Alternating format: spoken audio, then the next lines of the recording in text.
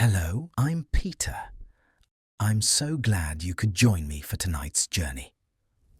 There's a secret from the past I need to tell you, one that might sound impossible at first. In the heart of winter, when frost crawls across window panes like silver lace, and even your breath is visible indoors, our ancestors often slept warmer than we do today. They didn't have electric blankets. They didn't have central heating. They certainly didn't have the towering piles of fluffy comforters we stack onto our beds every November. They did it with less, far less. I learned this truth the hard way. Years ago, during a bitter February night, my heating system failed. The temperature in my bedroom dropped to 38 degrees. I woke shivering beneath 3 heavy blankets, a down comforter and flannel sheets, miserable, waiting for dawn. That night, I remembered something my grandmother once told me about her childhood winters in rural Pennsylvania. Ice formed on the inside of the windows, yet she never spoke of cold nights.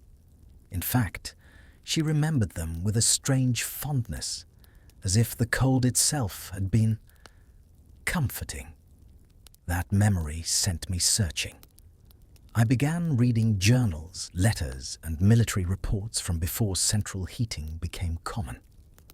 Soldiers sleeping in drafty barracks during the Great War. Pioneer families in log cabins where wind slipped through the walls. Civilians enduring fuel shortages when every piece of coal mattered. Again and again, I found the same quiet truth. They rarely complained of freezing nights. Instead, they wrote of waking rested, having survived conditions that would leave a modern bed feeling like an icebox.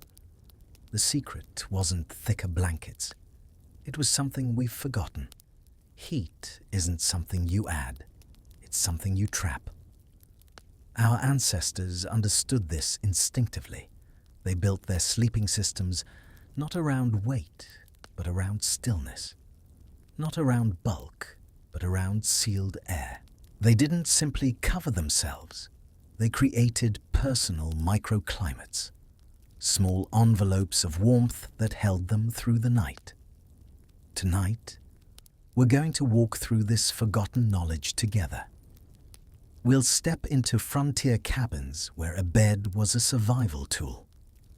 We'll uncover techniques born on frozen battlefields. We'll explore how cultures from America to Russia to Japan solved the same problem in remarkably similar ways. And most importantly, we'll see how you can apply this ancient science to your own bed tonight. So now, adjust your pillows, pull your blanket a little closer, dim the lights, and let the day fall away. What happened today no longer matters. Tomorrow can wait. Right now, there is only your breathing and my voice. We're drifting back together more than a century and a half to a time when winter was a force to be respected, understood, and ultimately mastered. Not with technology, but with quiet wisdom. Let us begin where the frost is thickest in a small log cabin, where the fire burns low and a young family prepares for its very first winter. Picture yourself standing outside a log cabin in Ohio Territory, late November 1843. The year doesn't matter so much as the moment. Twilight is falling, and with it, the temperature. You can see your breath now, each exhalation a small cloud that hangs in the still air before dissolving. The cabin before you is small, perhaps 16 feet by 18, with a single window and a door made from split logs. Smoke rises from a stone chimney, but not much. Inside, a woman named Sarah is making careful calculations that will determine whether her family survives until spring. Sarah is 26 years old. She came west with her husband Robert 2 summers ago, when this land was still thick with trees and hope. They have 2 children, Emma, who is 4, and baby Thomas, just 8 months old. Robert is outside now securing the livestock, but Sarah's mind is on the night ahead. This is their first winter in the cabin. Last year they stayed with neighbors, learning, watching, asking questions. Now they're alone, and everything they learned must become practice. The interior of the cabin is dim despite the fire. The single window covered with oiled paper rather than expensive glass lets in a murky grey light. The floor is packed earth frozen hard now, waiting for the deep cold that will turn it to stone. In one corner stands their bed, and it's here that Sarah focuses her attention. Because here's what Sarah knows. What she learned from the women who survived winters before her: the bed is not a place of comfort. It's a survival station. Every element must have a purpose. Nothing can be wasted on softness alone. The bed frame itself sits on blocks of wood, raising it 8 inches off that frozen floor. This small gap is crucial. Cold air is heavy, you see. It sinks and pools like water, settling in the lowest places.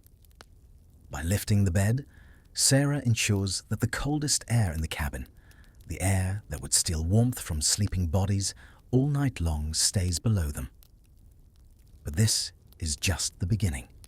The real art lies in what comes next. To survive the winter chill, Sarah builds the bed in layers. First, a heavy wool barrier covers the rope webbing to stop the bed's structure from draining body heat. Next comes a rye straw tick. The hollow stems act as tiny tubes of trapped air, providing essential insulation. The final layer is a thin feather bed. While not luxurious, it creates a vital buffer between the sleeper and the straw, adding one last pocket of warmth to ensure the cold never reaches the skin. Now comes the part that seems contradictory to modern thinking. Sarah doesn't pile on heavy blankets. She has 3 blankets total, and she'll use them all, but not in the way you might expect. The first blanket, another wool one, goes directly on top of the feather bed. This is the skin contact layer, the one that will touch nightshirts and sheets. It's soft wool washed many times, still slightly oily. When body warmth begins to build, this wool will absorb the moisture from breathing, from sleeping, from being alive without feeling wet. And here's the miracle of wool: even holding moisture, it continues to insulate. Cotton can't do this. Linen can't do this. The modern synthetics in your comforter right now can't do this. Only wool, with its crimped fibers that create spaces even when damp, maintains warmth when it matters most. The second blanket is linen, and it's placed on top of the wool. This seems wrong, doesn't it? Linen is cool smooth, what you'd want in summer. But Sarah knows something essential. Linen blocks wind. The cabin walls, chinked with mud and moss, still allow air movement. You can't see it, but at night, when the fire burns low and the temperature differential is greatest, tiny currents of air flow through the room. These currents will steal heat from any loosely woven fabric. The linen acts as a windbreak, a smooth surface that air slides over rather than penetrates. Together with the wool below it, it begins to create what Sarah thinks of as the seal. The final blanket is the heaviest, thick, dark wool designed for compression. Its weight presses the layers together, sealing out the drafts and trapping the heat. But the real skill lies in the tuck. Sarah works meticulously from the foot of the bed, pulling the wool tight against the straw mattress to create a sealed envelope. It is a delicate art: too loose, and the cold seeps in. Too tight, and the sleeper feels trapped. Sarah finds the perfect tension, firm enough to protect, yet loose enough for breath. Tonight, the children will sleep in the center. They are little furnaces of metabolism, their restless warmth amplified by the space she has built around them. Finally, Sarah reveals a generational secret passed down through a century of bitter winters. From the hearth, she takes 2 smooth river stones heated for hours by the fire. Wrapped in cloth, they are tucked near the foot of the bed. They don't offer a fierce heat, but a gentle radiating salvation, a steady warmth that guards the children's sleep until the morning light. When the family finally settles in for the night, something remarkable happens. The bed, which started cold, begins to warm within minutes. Not from the stones alone, though they help. The warmth comes from the bodies themselves, from the heat that each person constantly generates just by being alive. In a modern bed, much of this heat escapes upward into the room, absorbed by fluffy comforters that are full of air pockets but aren't sealed. Some escapes downward through the mattress. Some is carried away by the draft that inevitably flows across any bed. But in Sarah's bed, the heat is trapped. The wool below stops downward loss. The linen stops air movement. The weight of the top blanket compresses everything into a unified system. And that tight tucking creates what Sarah would call, if she knew the words, a microclimate. Within this sealed envelope, the temperature might rise to 65 or even 70 degrees, while the cabin itself hovers around 35. The children fall asleep quickly pressed against their parents. Emma's small hand rests on her mother's arm. Thomas nurses one last time and drifts off with a sigh. Robert's breathing deepens and slows. And Sarah, despite the weight of responsibility, despite the darkness beyond the cabin walls, despite knowing that this is only November and January will be far worse, Sarah sleeps warm. If you could see them from above, you'd notice something else. No one thrashes. No one kicks off blankets in the night, only to wake shivering at dawn. The consistent warmth, the slight pressure of the layers, even the faint scent of wool and wood smoke, all of it contributes to deep, uninterrupted sleep. This is what our bodies are designed for, not the temperature fluctuations of modern sleeping, where we wake too hot under synthetic comforters and throw them off, then wake cold an hour later and pull them back on. But steady, gentle warmth held close by materials that breathe and adjust. In journals from this period, you'll find an interesting pattern. Pioneers rarely complain about sleeping cold, even in the most brutal passages describing winter survival. They complain about cold hands while working, about frozen water buckets, about the agony of outdoor necessities in January. But sleep was refuge. The bed was the one place where cold could be defeated absolutely, where the family became a single organism, sharing warmth, where night after night they proved that humans could thrive even at the edge of survival. This knowledge wasn't written in books. It lived in the careful movements of women like Sarah, in the way they tucked blankets, tested wool-dried straw, and chose feathers.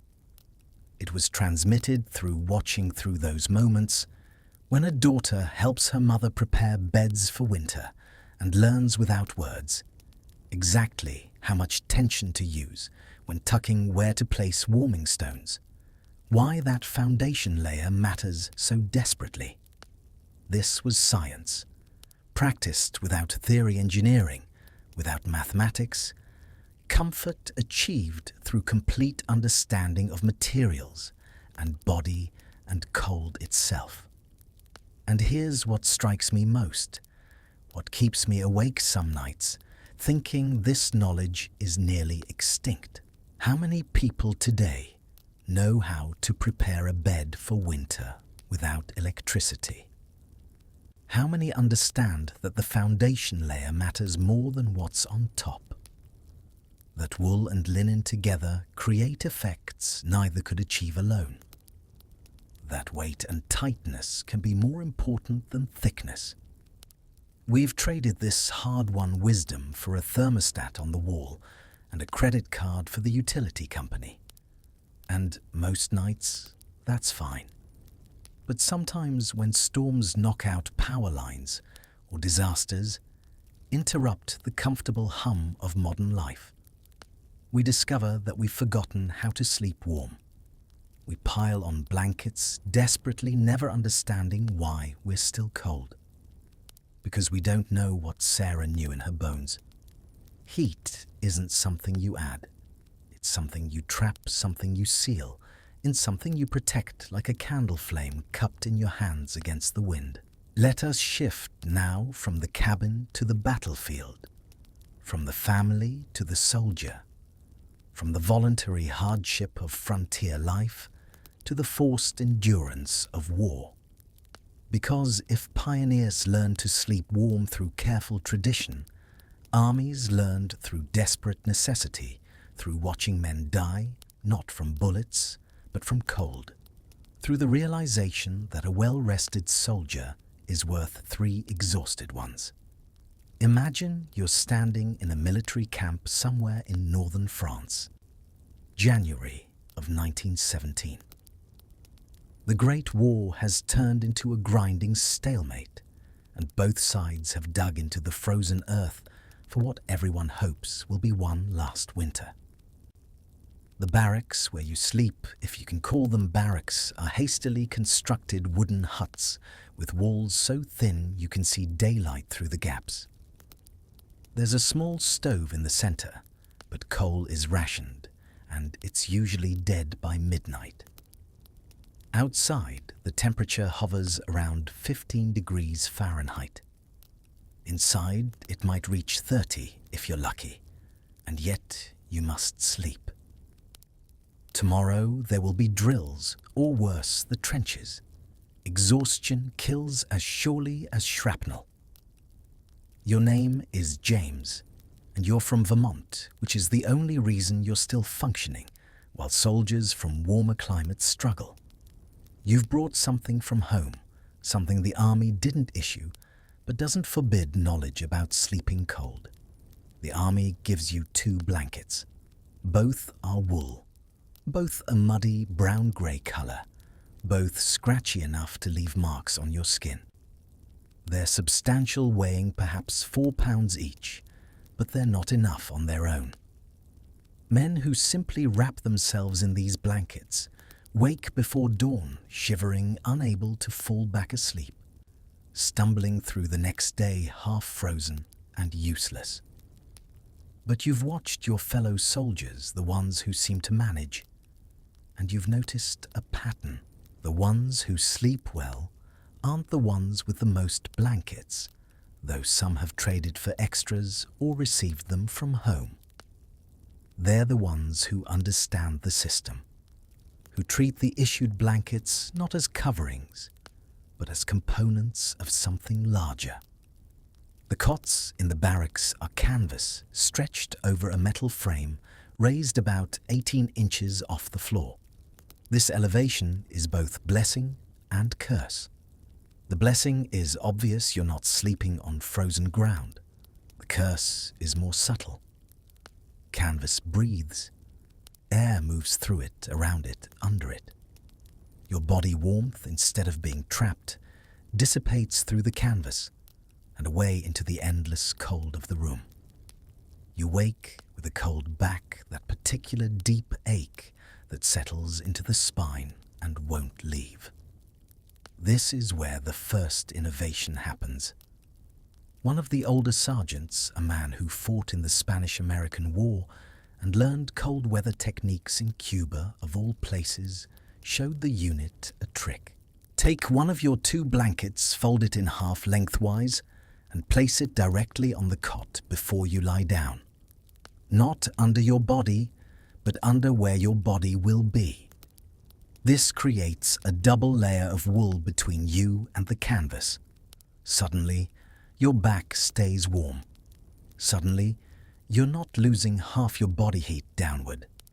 The sergeant called this a ground pad, though technically the ground is 1.5 feet below.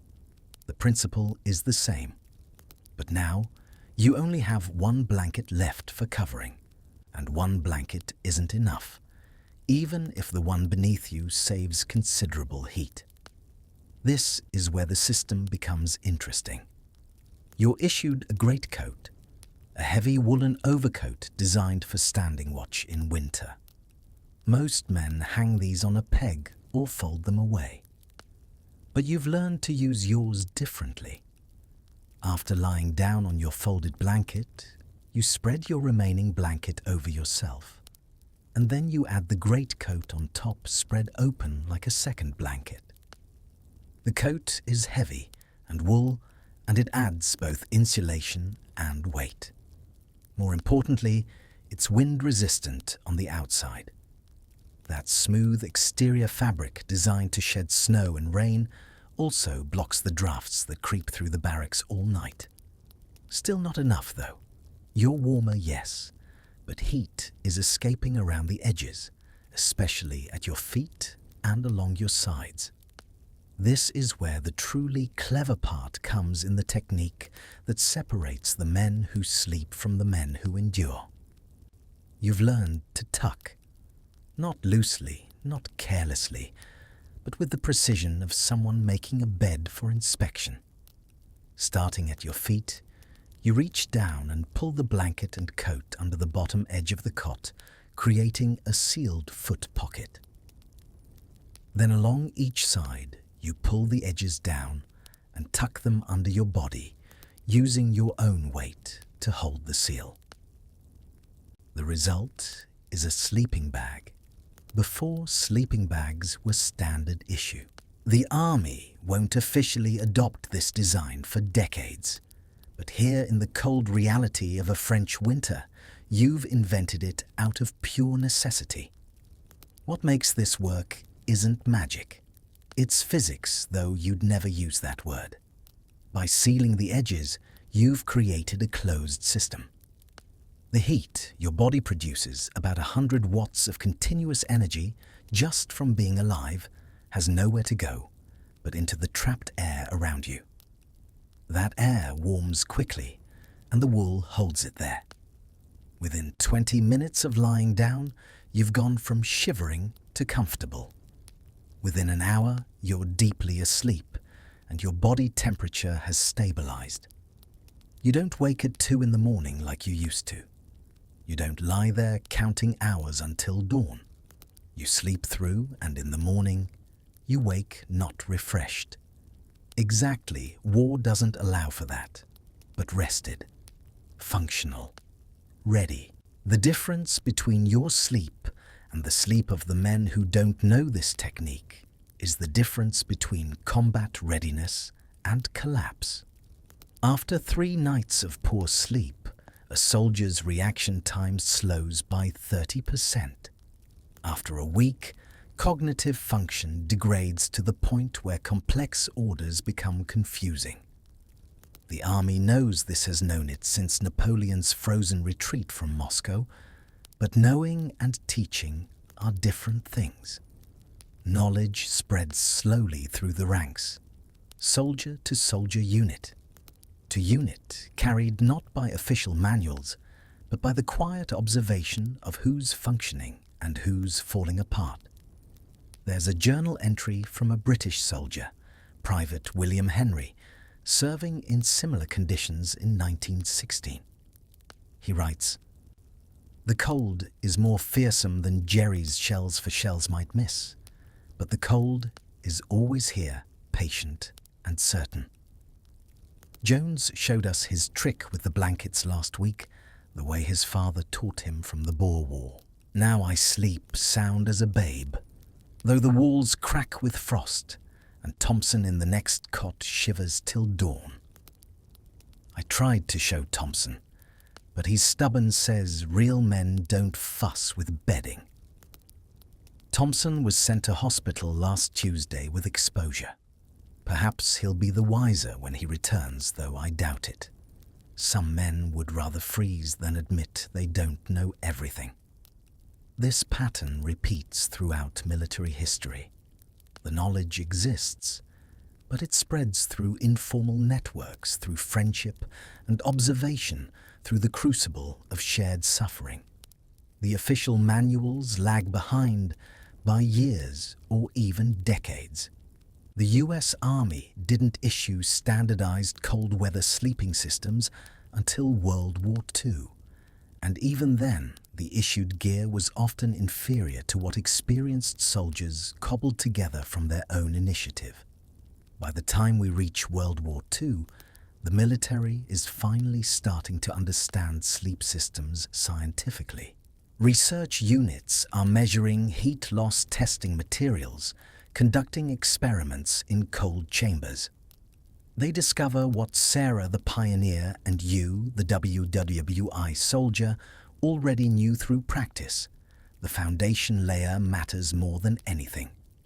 They measure and find that 60% of heat loss occurs through whatever you're lying on. They test and confirm that sealing edges reduces heat loss by up to 40%. They experiment and learn that wool maintains insulation properties even when holding 30% of its weight in moisture, while cotton becomes useless at just 10% moisture. These findings lead to innovations. The sleeping bag, as we know it today with its mummy shape and draft collar, its insulated bottom and sealed zipper, is basically a portable version of the tucked blanket technique engineered and refined. The military issues these bags with instructions that read almost exactly like the informal lessons passed down from sergeant to private. Use a ground pad. Seal the opening around your face. Wear a hat because you lose tremendous heat through your head. Same knowledge now, official, written in manuals, taught in training. But something is lost in the translation from experience to instruction. The manual tells you to use a ground pad, but it doesn't make you understand why in your bones. It tells you to seal the opening, but it doesn't teach you the feel of exactly how tight, how much air to leave for breathing, how to adjust through the night as your body temperature changes. It tells you to wear a hat, but it doesn't convey the specific cold of a bare head against frozen air. The way heat literally pours out of your skull. If it's exposed, the strange, intimate cold that makes your thoughts slow and your dreams become confused. In an interview recorded in 1985, a Korean War veteran recalled sleeping in the mountains during those brutal winters. The Army issued sleeping bags rated for extreme cold, but on the wind-scoured ridges, they weren't enough, so the soldiers adapted. They slept below the wind-laid pine branches on the frozen ground, piled extra clothes and spare bags on top, and slept side by side sharing heat. The ones who tried to tough it out alone, trusting only their issued gear, didn't last. Frostbite, exhaustion, evacuation. Survival belonged to those who understood a simple truth out there. Warmth was collective. This lesson echoes throughout military history. Roman soldiers slept packed tightly together. Napoleon's troops survived their retreat from Russia by huddling in groups, sharing coats and blankets. Those who clung to personal space were often the ones found frozen by morning. In the cold, privacy becomes a luxury. Shared heat becomes life. Modern special forces still teach the same principles today. Cold weather survival training focuses on insulation, sealing out drafts, managing layers, and sharing warmth. The materials have improved, but the wisdom hasn't changed, because the physics of the human body and cold air haven't changed either. What's most striking is this true warmth doesn't always feel comfortable. These systems can feel tight, restrictive, unfamiliar, but soldiers sleep deeply in them. They wake restored. The body, it turns out, values steady warmth more than freedom to sprawl. Given the choice, it will always choose warmth and reward you with real restorative sleep. This is a lesson that goes beyond military application. It tells us something about how we've misunderstood sleeping in our modern heated homes. We prioritize freedom of movement, the ability to stick a foot out when we get too warm, the option to throw off covers and pull them back on. We design our beds for maximum adjustment rather than maximum stability. And perhaps this is why so many of us sleep poorly. Our bodies never fully relax because the temperature keeps changing, our bedding keeps shifting, and our sophisticated brains keep needing to monitor and adjust. Meanwhile, a soldier in a sealed sleeping bag, unable to adjust much of anything, sleeps the sleep of the deeply tired and knows they'll wake warm. The military learned through tragedy what pioneers learned through tradition, that sleeping warm is a system, not an accident. That every element must work together. That you can't simply add more of something and expect better results. That understanding trumps equipment every time. A clever soldier with 2 blankets sleeps warmer than a careless one with 4. A unit that shares knowledge survives.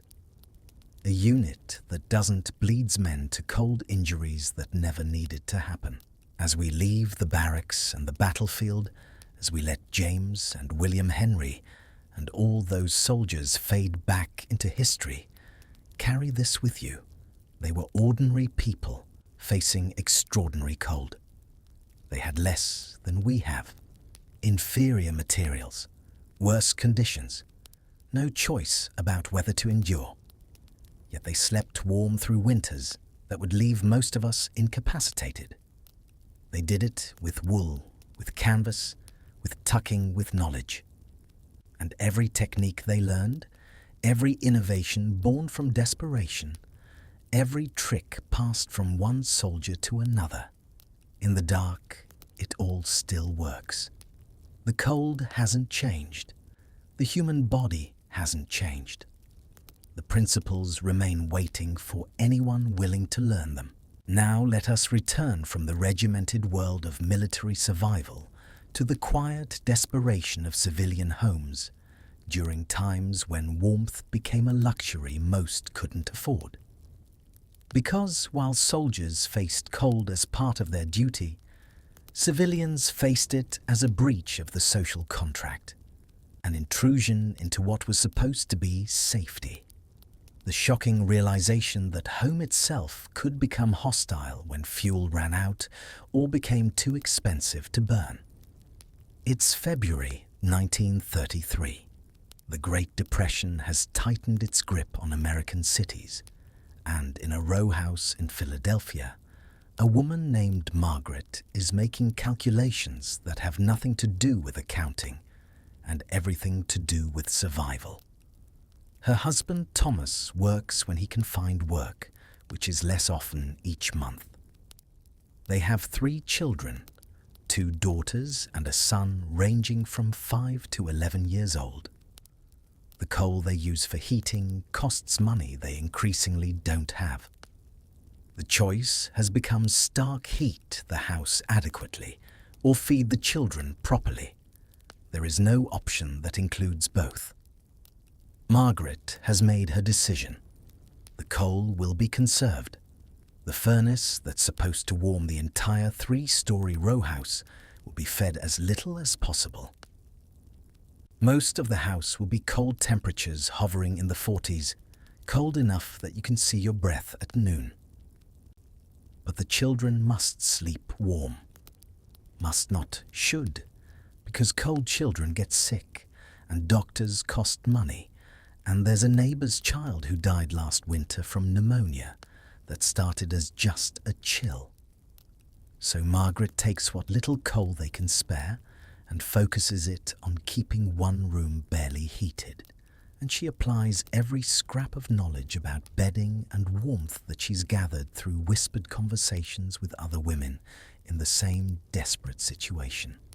The children's bedroom, the one they all share now, instead of having separate rooms, is on the second floor. Margaret has closed off the third floor entirely, stuffing rags around the door to that stairwell, creating a dead airspace that will act as insulation for the floor below. Heat rises, and what little heat the house generates needs to be trapped where people actually live. The first floor is functional space, only used during the day, abandoned at night. The second floor is life itself, the bedroom where the family will huddle until winter releases its grip. Margaret pushes all three beds together, not out of tenderness, but out of quiet logic. 3 children sleeping apart need more blankets, more heat, more fuel. 3 children sleeping together become one small furnace, their shared warmth creating a pocket of heat that can survive the night, even when the heater struggles. She works with what she has. No good wool blankets, those were sold long ago. Only old cotton quilts stitched by her mother and grandmother from scraps of worn clothes. Cotton isn't meant for cold, for it flattens, holds moisture, and loses warmth easily. Every modern rule says it shouldn't work. But Margaret has learned how to make it work. She starts with a quilt folded double on the mattress, creating a simple barrier against heat loss. Over that, she places the last thin wool blanket directly against the children's bodies, knowing wool even worn can handle moisture and keep them dry. On top go more quilts, but she doesn't leave them loose. She stitches them together along the sides and foot, turning them into a soft quilted bag. The children slide inside, sealed from drafts, free to move without letting the cold creep in. And on the coldest nights, she adds one final trick taught by a neighbor who remembers winters with no fuel to spare. Before bed, Margaret heats bricks in the kitchen oven, wraps them in towels, and places them inside the quilts, one at the feet, one on each side. The bricks release warmth slowly for hours, giving the children a gentle head start. When the night begins warm, their bodies don't have to fight so hard to stay that way. It isn't comfort, it's understanding. She's also learned about head coverings. The human head can lose up to 30% of the body's total heat production. It's remarkable, really, that we evolved this way, but it makes sense if you think about it. The brain requires tremendous blood flow, and blood carries heat. In warm weather, this helps us stay cool. In cold weather, it becomes a vulnerability. Margaret knows this instinctively from watching which children seem coldest at night. So she's made sleeping caps, simple things sewn from old flannel shirts. Caps that cover the children's heads and ears. The children fuss, at first claiming they feel silly, but they learn quickly that wearing these caps means waking warm instead of waking with chattering teeth. The room itself becomes part of the sleeping system. Margaret has hung blankets over the windows, creating an air gap between the glass and the room.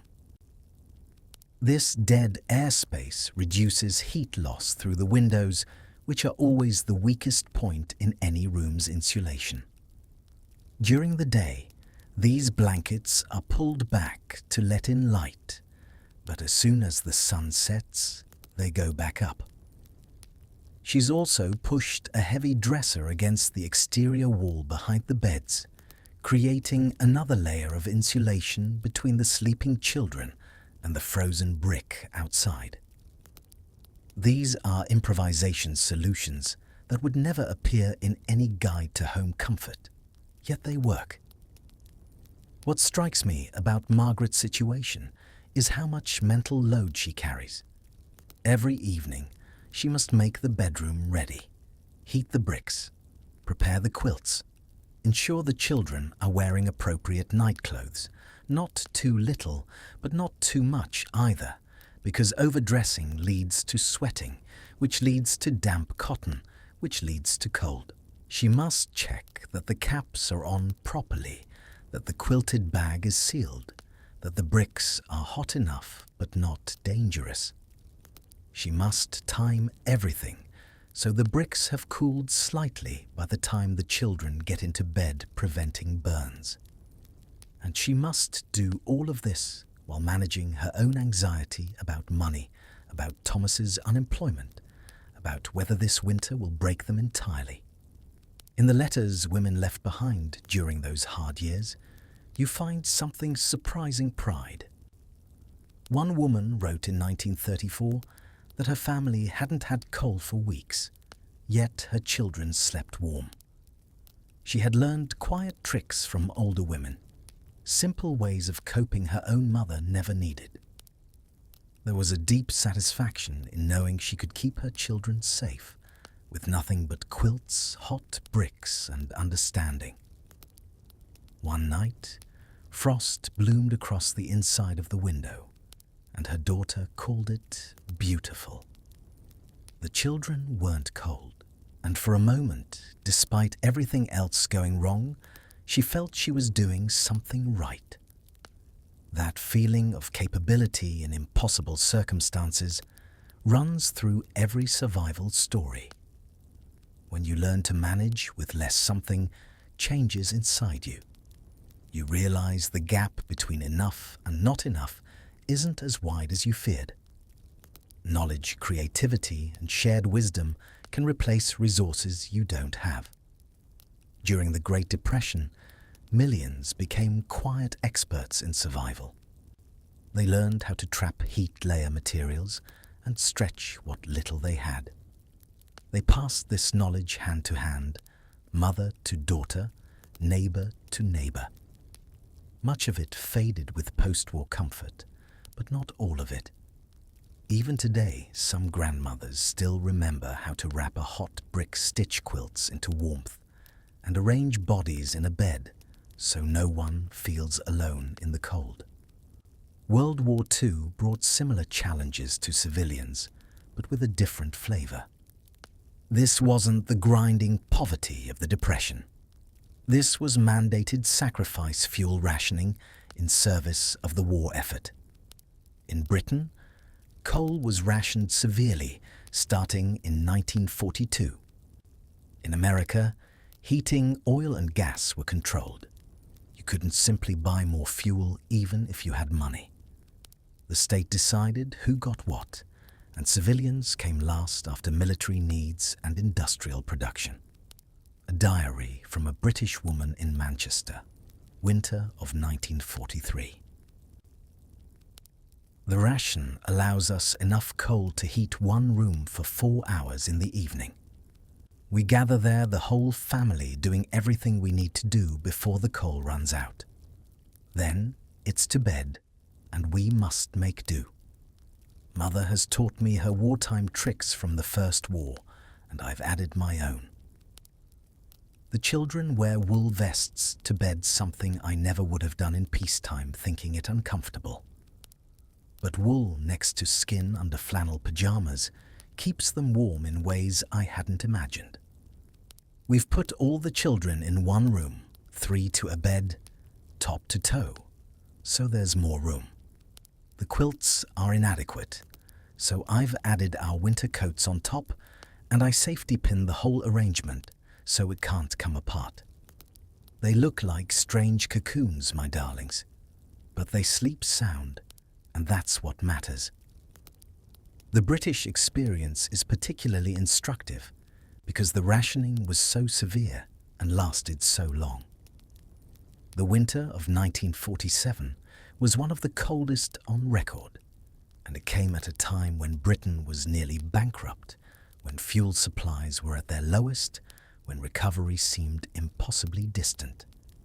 people froze quite literally. The death rate that winter, particularly among elderly, was significantly elevated.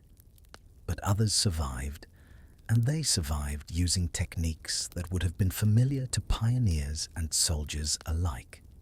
Layer everything. Seal all edges.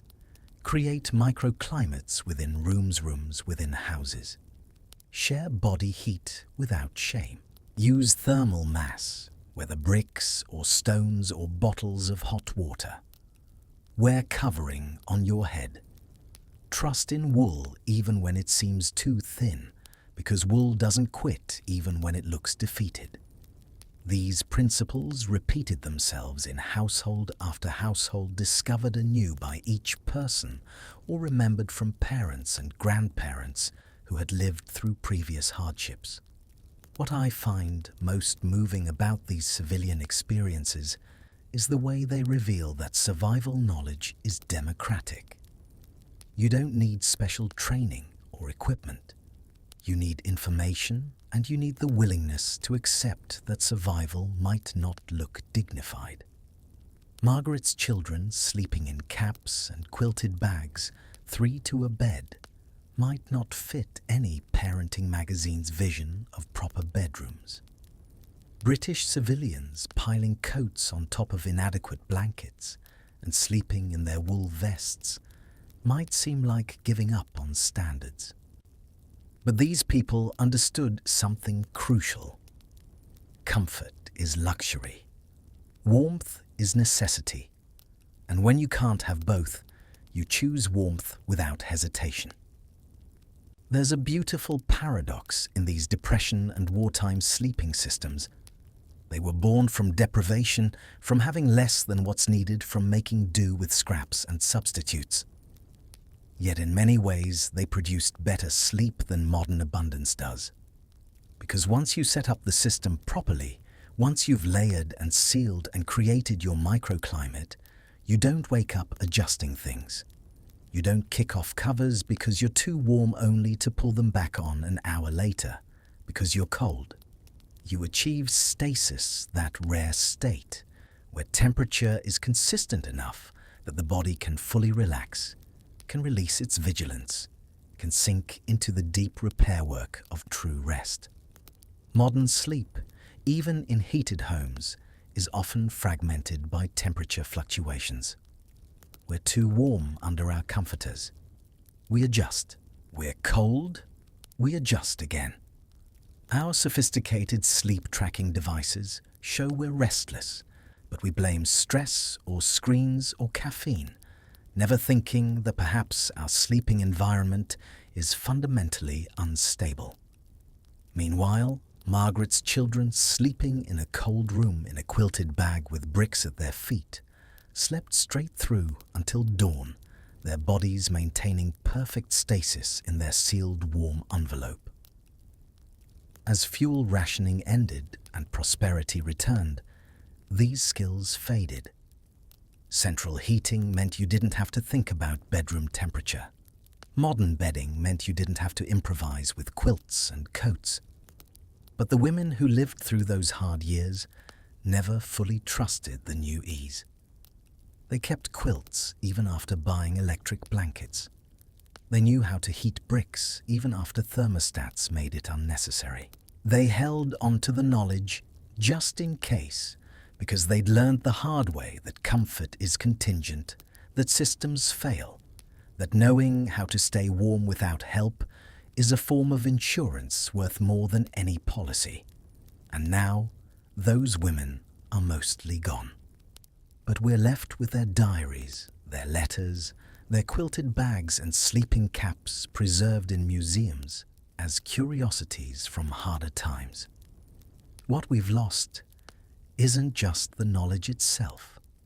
We've lost the confidence that knowledge brings, the understanding that humans are resourceful, that we can survive disruption, that less can sometimes be more if you understand the principles underneath. Perhaps that's what this journey is really about. Not just learning techniques for sleeping warm, but remembering that we're descended from people who faced impossible circumstances and made them possible through nothing more than observation creativity and the willingness to learn from each other's experience. Sometimes, when I'm talking about these historical sleeping systems, I see a certain look cross people's faces. A skeptical look that says, "This is all very interesting as history, but does it actually work? Isn't modern technology better? Don't we know more now than pioneers and soldiers and Depression-era mothers could have known?" And the answer is yes, we do know more. We can measure things they could only feel. We can quantify what they understood intuitively. But here's what's remarkable: when we actually do the measurements, when we apply our modern understanding of thermodynamics and physiology and material science, we discover that our ancestors weren't just stumbling around in the dark getting lucky. They had figured out through generations of observation and survival principles that science would later validate with perfect precision. Let's understand why these old techniques work. Not to use them, but because understanding builds confidence and trust in the method, especially when it feels counterintuitive. It turns you from a follower into a teacher. First, what is cold? Technically, it's the absence of heat. But a more useful idea is to see cold as a thief. It steals your body's heat through 4 routes. To stay warm, you must block them all. Miss one, and you'll be cold regardless of blankets.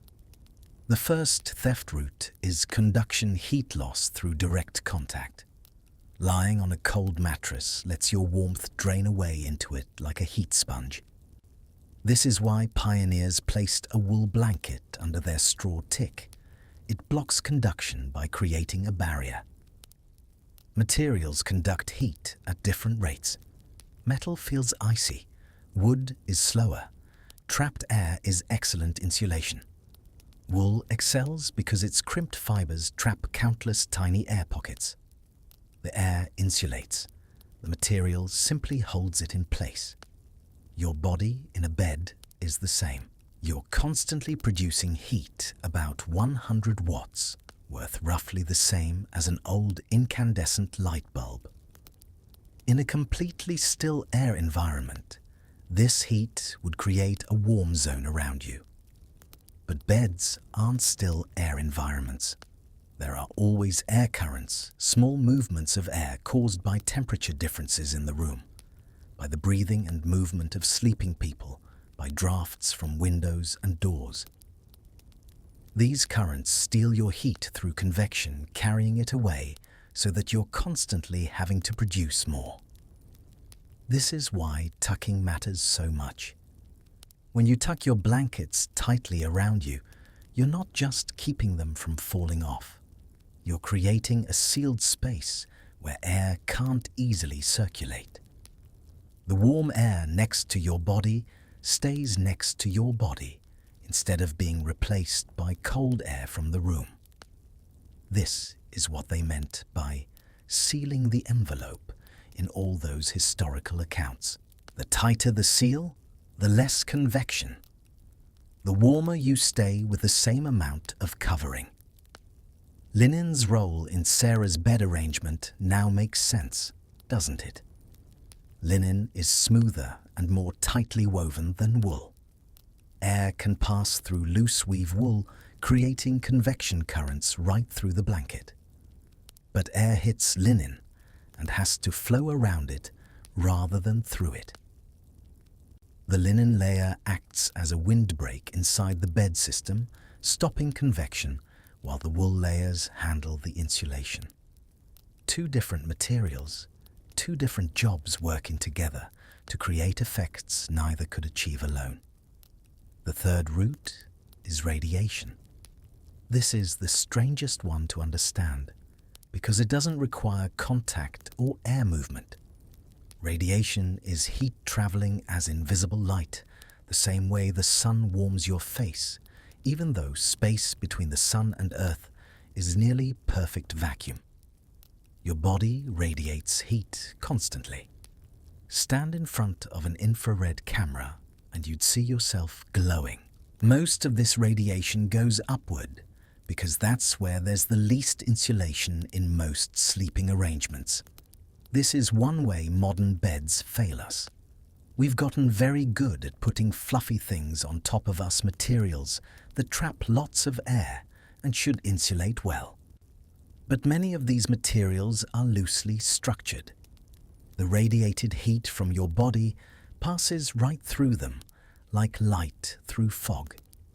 It takes a lot of material depth to block radiation effectively, which is why traditional beds used weight and compression. That heavy top blanket in Sarah's bed, the one pulled tight over everything else, created a dense barrier that radiation couldn't easily pass through. Interestingly, reflective materials can bounce radiation back to your body. This is why emergency blankets, those thin mylar sheets, work despite being paper thin. They reflect radiated heat back toward your body instead of letting it pass through. The military figured this out and started incorporating reflective layers into modern sleeping bags. But you can achieve something similar by using dense materials on top. Wool, especially thick, heavy wool, absorbs and re-radiates heat rather than letting it pass through.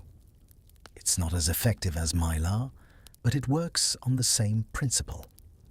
The fourth and final route of heat loss is evaporation. This is the most insidious one because it happens from a process you can't stop. You breathe, expelling warm, moist air every time you exhale. You perspire even when you're not aware of sweating, releasing moisture through your skin. This moisture doesn't just disappear. It evaporates, and evaporation requires energy. Specifically, it requires heat. The heat comes from your body stolen so efficiently that evaporative cooling is how we stay alive in hot weather. But in cold weather, it's just another thief. This is where wool's magic really shines. Wool can absorb up to 30% of its weight in moisture before it feels damp. And while it's absorbing that moisture, it releases a tiny bit of heat through a process called heat of absorption. So wool not only doesn't stop insulating when it gets damp, it actually produces a tiny amount of warmth from the dampness itself. Cotton and linen can't do this. Synthetics definitely can't do this. This is why wool was the foundation of all historical cold weather sleeping. It's not just good insulation. It's insulation that manages moisture, that keeps working when everything else fails. Now let's talk about the human body itself, because understanding your own physiology helps you work with it rather than against it. Your body maintains a core temperature of about 98.6 degrees Fahrenheit. Not everywhere in your body is this temperature. Your core, your internal organs, your brain, these are kept at 98.6. Your skin, your extremities, these can be much cooler without harm. In fact, your body deliberately reduces blood flow to your skin and extremities when you're cold, sacrificing them to protect the core. This creates an interesting situation for sleeping. Your torso is generating most of your body heat. Your head, despite being relatively small, is producing enormous amounts of heat because your brain requires tremendous blood flow. Your arms and legs are cooler and producing less heat. When you lie in a bed, your torso and head are creating a warm zone that wants to rise and disperse. Your solution isn't to try to warm everything equally. It's to trap the heat your core is producing and let it accumulate. This is why sleeping caps were universal before central heating. 30% of your heat production can escape through your head. Cover your head, and suddenly your body doesn't have to work nearly as hard to maintain temperature. The same principle applies to wearing socks to bed. Your feet are far from your core, get less blood flow, and are usually the first thing to feel cold.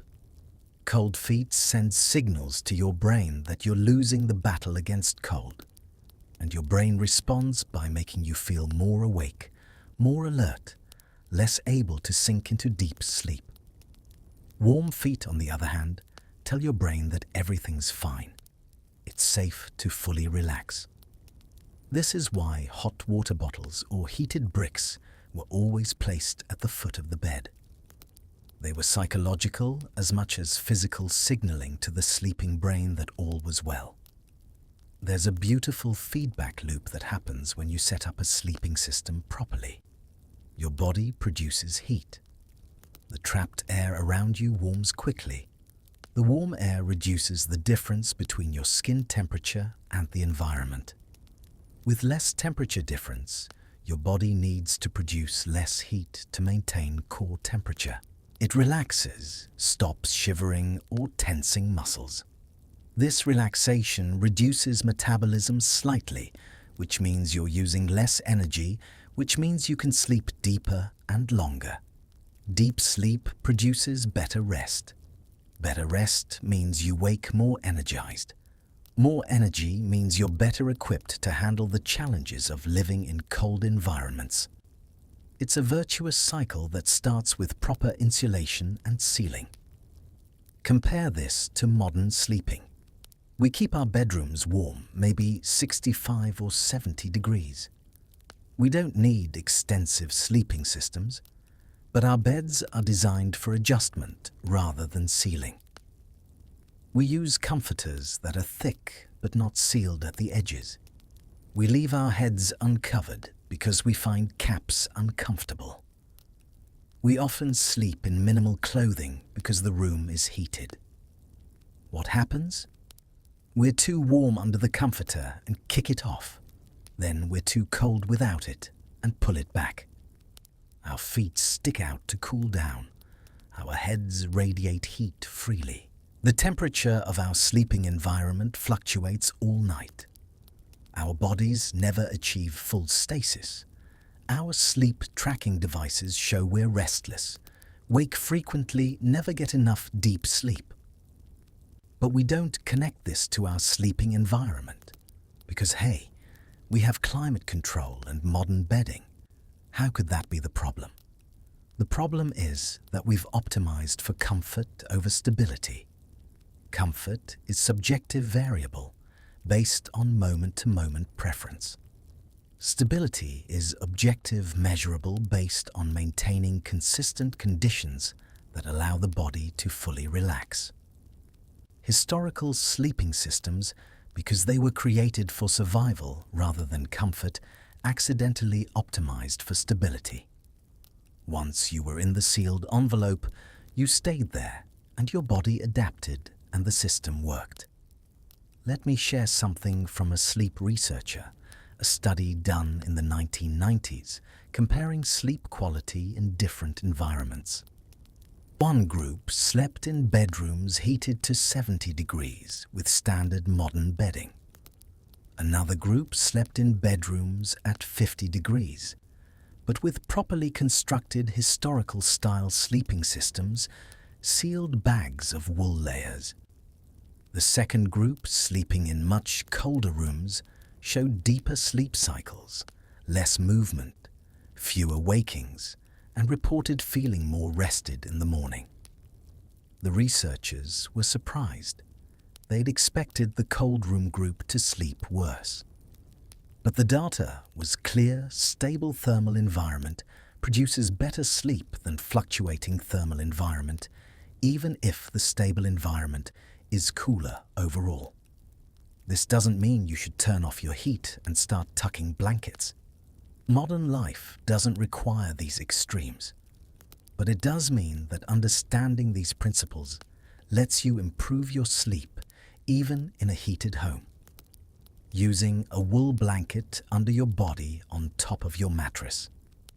tucking your covers more securely so they don't shift during the night, wearing a light cap if your room is cool, using heavier layers that compress rather than fluffy layers that shift. These small adjustments, informed by understanding rather than just tradition, can make measurable differences in sleep quality. Modern science confirms what our ancestors knew. Keeping warm is about managing heat loss the body's needs and material properties. Their sleeping systems were not primitive, but sophisticated, using knowledge and smart design instead of constant energy. While heating entire houses works, it depends on fragile infrastructure. These old methods make us active participants in our own comfort, needing only simple materials. In an unpredictable world with rising energy costs and grid failures, this knowledge becomes practical wisdom, once more a reliable backup that requires no power, just understanding. That's the real strength of this science. It fosters independence and confidence, ensuring warmth regardless of what happens outside. We've been walking through American and European history, following pioneers and soldiers and civilians through their winters. But cold is not uniquely American, and neither is the ingenuity required to survive it. Tonight, I want to take you on a different kind of journey across oceans and cultures to see how people in vastly different parts of the world arrived at remarkably similar solutions to the same problem. How a Japanese farmer in Hokkaido and a Russian peasant in Siberia, never having met, never having exchanged a word, both figured out ways to sleep warm that echo each other across thousands of miles. There's something profound in this convergence, something that tells us these solutions aren't accidents or traditions, but rather natural outcomes of human intelligence confronting physical reality. Let's start in Japan, in the northern island of Hokkaido during the Edo period. Winter here is ferocious. Snow piles higher than a person's head. Temperatures plunge well below zero. And the traditional Japanese house, for all its elegance and harmony with nature, is about the worst possible structure for cold weather. Paper walls, minimal insulation, no central heating, drafts that make European barracks seem cozy by comparison. Yet people not only survived, but developed a culture around winter, finding beauty in snow poetry, in cold gathering strength from the season's hardness. The sleeping arrangement in a traditional Japanese home centers on the futon, but not the futon you might buy today in a furniture store. The historical futon is a carefully layered system placed directly on the tatami mat floor. There's a thick base futon, the shikibuton, filled with cotton batting. Over this goes a thinner covering futon, the kakebuton, also cotton-filled. Sleeping between these two layers, you're sandwiched in what looks like very minimal covering compared to European beds. But there's brilliance hidden in this simplicity. First, the tatami mat itself. Tatami is made from rice straw covered with woven rush grass, and it's about 2 inches thick. This thickness creates an air cushion between the sleeper and the actual floor. Cold from the ground has to pass through the floor, then through the tatami, before reaching the shikibuton. It's not much insulation by modern standards, but it's carefully calculated insulation, just enough to take the killing edge off the floor's cold. Second, the cotton batting in the futons is packed tightly and stitched in a pattern that prevents shifting. The stitching creates small squares or channels where the cotton stays evenly distributed. This solves cotton's biggest weakness, its tendency to compress and migrate. The Japanese understood that the enemy wasn't the material, but the material's behavior over time. Control the behavior and cotton becomes acceptable insulation even in Hokkaido winter. Third, and this is where it gets interesting, the traditional approach included wearing specific sleeping clothes, a silk layer directly against the skin, then cotton kimono over that. Silk is an extraordinary material. Despite being thin, silk fibers trap air at a microscopic scale. A silk garment feels like nothing when you put it on, but it creates a personal layer of insulation that cotton can't match. Over this, the cotton kimono provides additional layering and manages moisture. Together, the sleeping clothes and the futons create a system, and the person sleeping becomes part of the insulation rather than just being covered by insulation. But perhaps the most ingenious part of Japanese cold weather sleeping is something called the kotatsu for evening hours and the way rooms are prepared for sleep. The kotatsu is a low table with a heat source underneath and a heavy blanket draped over it. The family gathers around this table, sitting with their legs under the blanket, trapping the warmth. This evening, gathering serves to pre-warm the body before sleep, reducing how much heat the sleeping system must generate from zero. Similarly, hot stones or ceramic bottles filled with hot water would be placed in the futons an hour before sleep, creating a warm nest that the body simply has to maintain rather than create from cold starting conditions. An 18th century samurai's diary describes a cold night where thick cloth-like washi paper was layered between futons for insulation, simple, lightweight, and effective. Later newspapers served the same purpose for others. What moves me is the quiet philosophy behind this, the Japanese ideal of making do beautifully. Every element from the silk to the folded paper was chosen with care. This wasn't just about surviving the cold, but about enduring it with dignity and grace. Their sleep system becomes a meditation on sufficiency, finding warmth through precision rather than excess. Now let's jump across Asia to Russia, where winter is not a season, but a state of being, where cold defines culture and history and national character.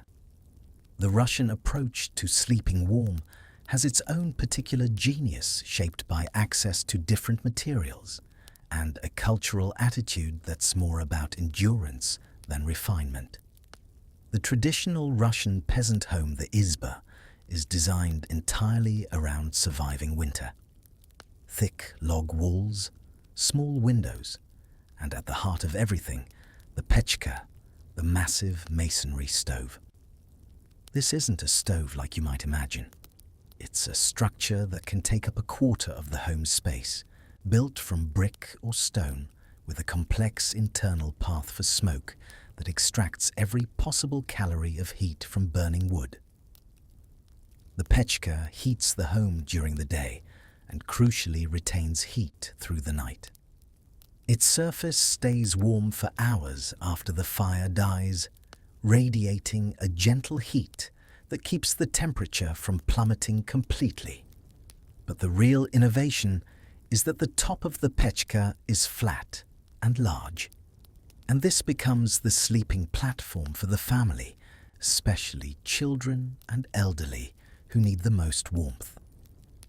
Imagine sleeping on a surface that's been warmed to perhaps 90 degrees in the evening and gradually cools to 60 or 70 by morning. You don't need many blankets when you're sleeping on a thermal mass that's actively giving off heat. This principle, using heated mass for sleeping, shows up in various forms across cold climates. The Chinese kang, a platform bed with a heating system underneath. The Korean ondol, radiant floor heating. All solving the same problem. How do you sleep warm when fuel is scarce and nights are long? For those not sleeping on the stove itself. Russian bedding followed principles similar to what we've seen elsewhere, but with local materials. Reindeer hides in the far north, sheepskins in the central regions. These hides are extraordinary insulators. The fur traps air, obviously, but the hide itself, the leather backing, is dense enough to block wind. A single reindeer hide can be more effective than 3 wool blankets, because you get insulation from the fur and wind blocking from the hide in one piece. Layer 2 hides fur to fur, and you've created an air gap between them that adds even more insulation. This is the principle behind modern down sleeping bags, just using animal hides instead of sewn fabric. There's a technique called burrito wrapping that Russian and Scandinavian peoples developed. Instead of sleeping under blankets in the sense of having them drape over you, you wrap yourself into them, rolling the whole sleeping system around your body, so you're cocooned. The entry point is at your head, leaving your face exposed for breathing, but your entire body is sealed in layers that can't shift or gap open. This method is still taught in Arctic survival courses because it's simply the most effective way to retain heat with limited materials. The hardiness of people who survived traditional Russian winters is legendary, but it wasn't genetic superiority or special tolerance. It was systematic application of principles, thermal mass for passive heating, multiple layers, including hide-sealed wrapping, and something else that's often overlooked: communal sleeping. In a traditional Izba, privacy was not a concept. The family slept together not out of poverty, but out of practicality. 4 people generate 4 times the heat of 1 person. In a sealed sleeping area, this collective heat production makes a massive difference. It's the same principle that keeps penguin colonies alive in Antarctic winter. Huddling isn't weakness. It's one of the most effective survival strategies nature has designed. Let's move to Scandinavia, where the Vikings have left us both archaeological evidence and saga descriptions of winter survival. The longhouse, that iconic Viking structure, had sleeping benches along the walls. These benches were raised platforms about 2 feet high, covered with furs and textiles. The central area of the longhouse held the fire pit, and the smoke, before exiting through the roof, warmed the upper air. That warm air settled down onto the sleeping platforms which were positioned to receive it. The Vikings understood stratification, that warm air rises and can be directed, captured, used. Sleeping systems were built for flexibility and maximum warmth. Vikings used layered bedding, beginning with woven wool or hide on a wooden platform, then furs, and finally a large versatile fur-lined cloak as a blanket. Their tightly woven windproof wool textiles acted like a built-in sleeping bag. For efficiency, warriors sometimes slept back-to-back under a shared fur, doubling insulation, and sharing body heat, a practiced skill. Inuit design also prioritized warmth. Their raised sleeping platforms placed sleepers above the coldest air at floor level. A layer of moss or grass beneath the platform provided crucial insulation from the frozen ground below. On top of this foundation goes caribou hide fur side up. Then the sleeper wearing fur clothing. Then more caribou hide on top, fur side down. Notice the direction of the fur. The bottom hide has fur pointing up into your body. The top hide has fur pointing down, also into your body. You're sleeping in a fur sandwich where both sides are trapping air against you. This creates an astonishing amount of insulation with just 2 hides. The air trapped in the fur never circulates or escapes. Your body heat has nowhere to go. The Inuit also understood moisture management better than perhaps any culture. in extreme cold, moisture is deadly. Even breath contains enough water to freeze into ice. In an igloo, you might wake with frost on your eyelashes, your breath frozen to the inside of the fur hood you're wearing. The Inuit solution was to wear clothing that allowed moisture to pass through multiple layers before it condensed and froze. The innermost layer was caribou hide with fur against the skin worn fur side in. This layer absorbed moisture from the body. The outer layer was fur side out, shedding moisture to the environment. Between these layers, air circulated just enough to carry moisture outward without causing heat loss. At rest points during travel, they would beat their clothing with sticks, knocking off accumulated frost before it could melt and soak the fur. This moisture management principle is now the foundation of modern outdoor clothing. Base layer that wicks, middle layer that insulates, outer layer that protects. But the Inuit were doing this with natural materials and intimate knowledge of how those materials behaved in extreme cold centuries before anyone wrote down the physics of water vapor transmission. What these global examples show us is convergent evolution of sleeping systems. Cultures that never met, that spoke unrelated languages, that lived in entirely different ecosystems, all independently arrived at similar solutions, because these solutions are embedded in the nature of heat, human bodies, and physical materials. The specifics vary: tatami versus log platform versus raised bench, but the principles remain constant. Insulate from below, seal against air movement, layer materials with different properties, manage moisture, use thermal mass when possible, share heat when necessary. There's a story I once heard from an anthropologist who spent time with a nomadic group in Mongolia. She asked an elder woman about sleeping warm in winter in their the traditional felt tent. The woman looked at her like she'd asked how to breathe. "You do what needs doing," she said through a translator. "You prepare your bed before sunset. You make sure the felt is tight. You place the warmest furs where the children will sleep. You wake in the night and adjust if anything is wrong. You do what your mother taught you and what your grandmother taught her. It's not special. It's just living." And that's perhaps the deepest lesson here. For most of human history, sleeping warm wasn't a special skill. It was basic competence like cooking or walking. Everyone knew, because everyone had to know. The knowledge flowed through families and communities as naturally as language. Only now, only in this thin slice of history where we've had abundant energy and climate control, only now has this knowledge become exotic, something to recover and study like an archaeological artifact. These aren't artifacts, but living techniques. The physics and the human body remain unchanged.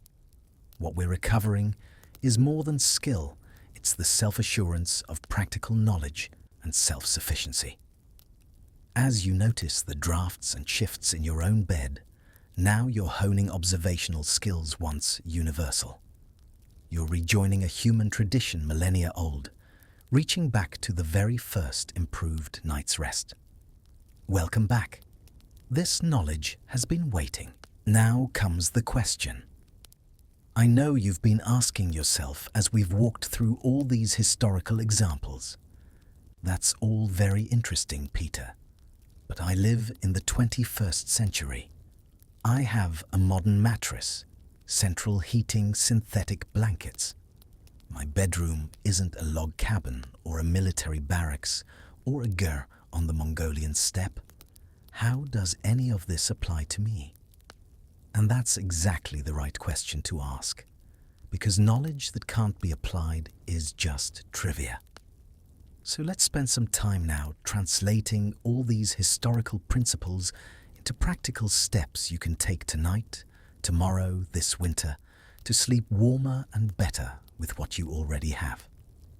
No need to throw out your mattress and start sleeping on straw.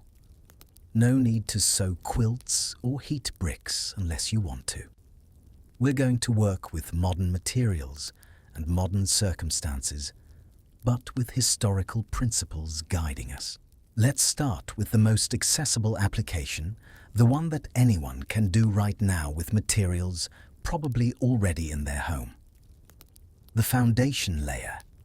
Remember that wool blanket Sarah placed under her mattress. The folded blanket soldiers put on their cots.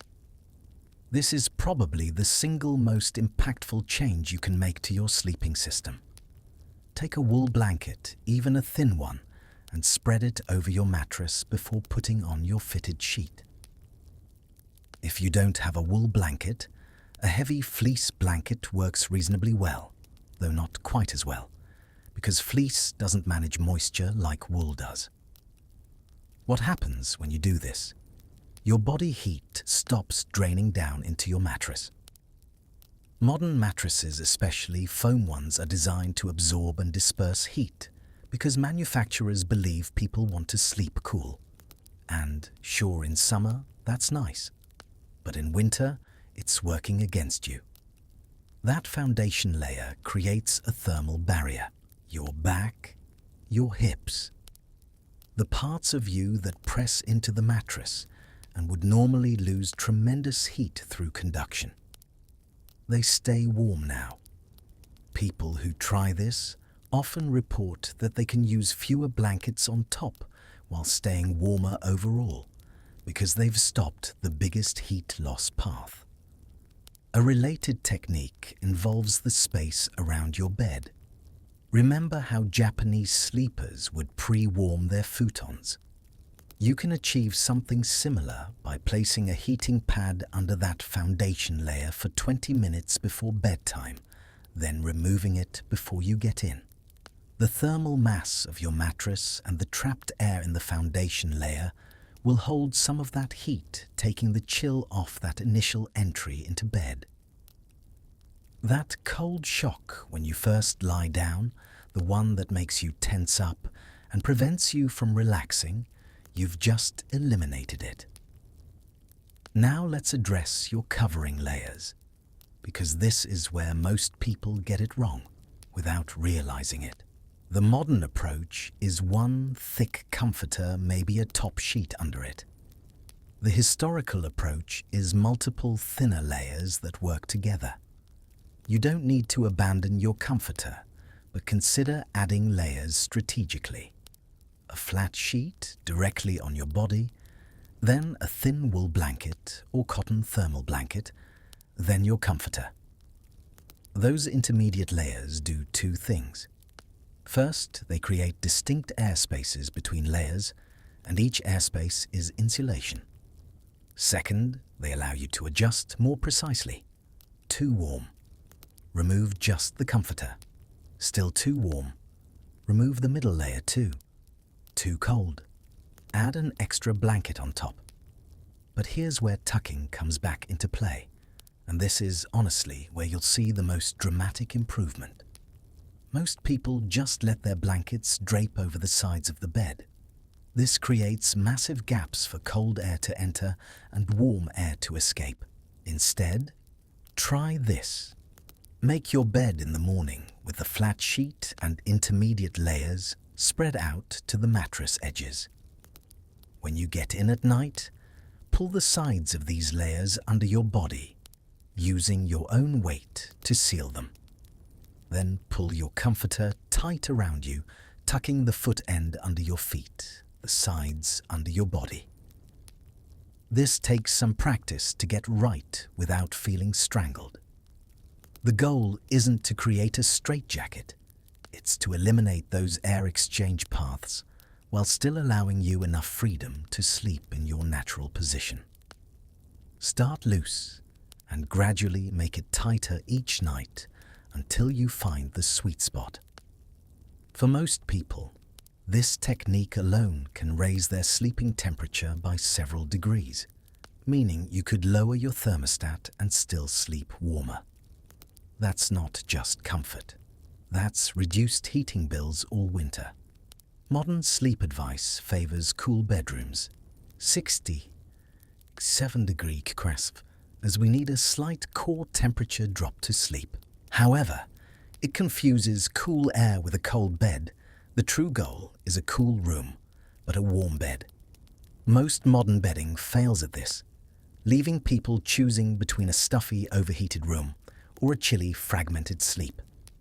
Historically, people slept in cool rooms, even 50s-degree urine, but used layered sealed bedding with head coverings. This is key. An uncovered head radiates significant heat, forcing your body to work all night and disrupting deep sleep. The fix is simple. Wear a loose cap headband or light scarf. It traps a thin air layer, reduces heat loss, and can transform sleep, especially for those who often feel cold. For feet, similar principle.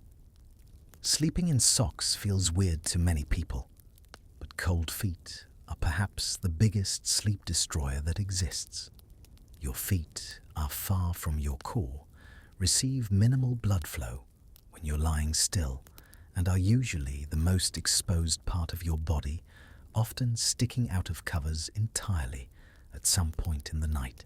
When your feet get cold, signals go to your brain saying, "Danger, we're losing the thermal battle." And your brain lightens your sleep to keep you ready to respond. Warm feet send the opposite signal. Everything's fine, safe to sleep deeply.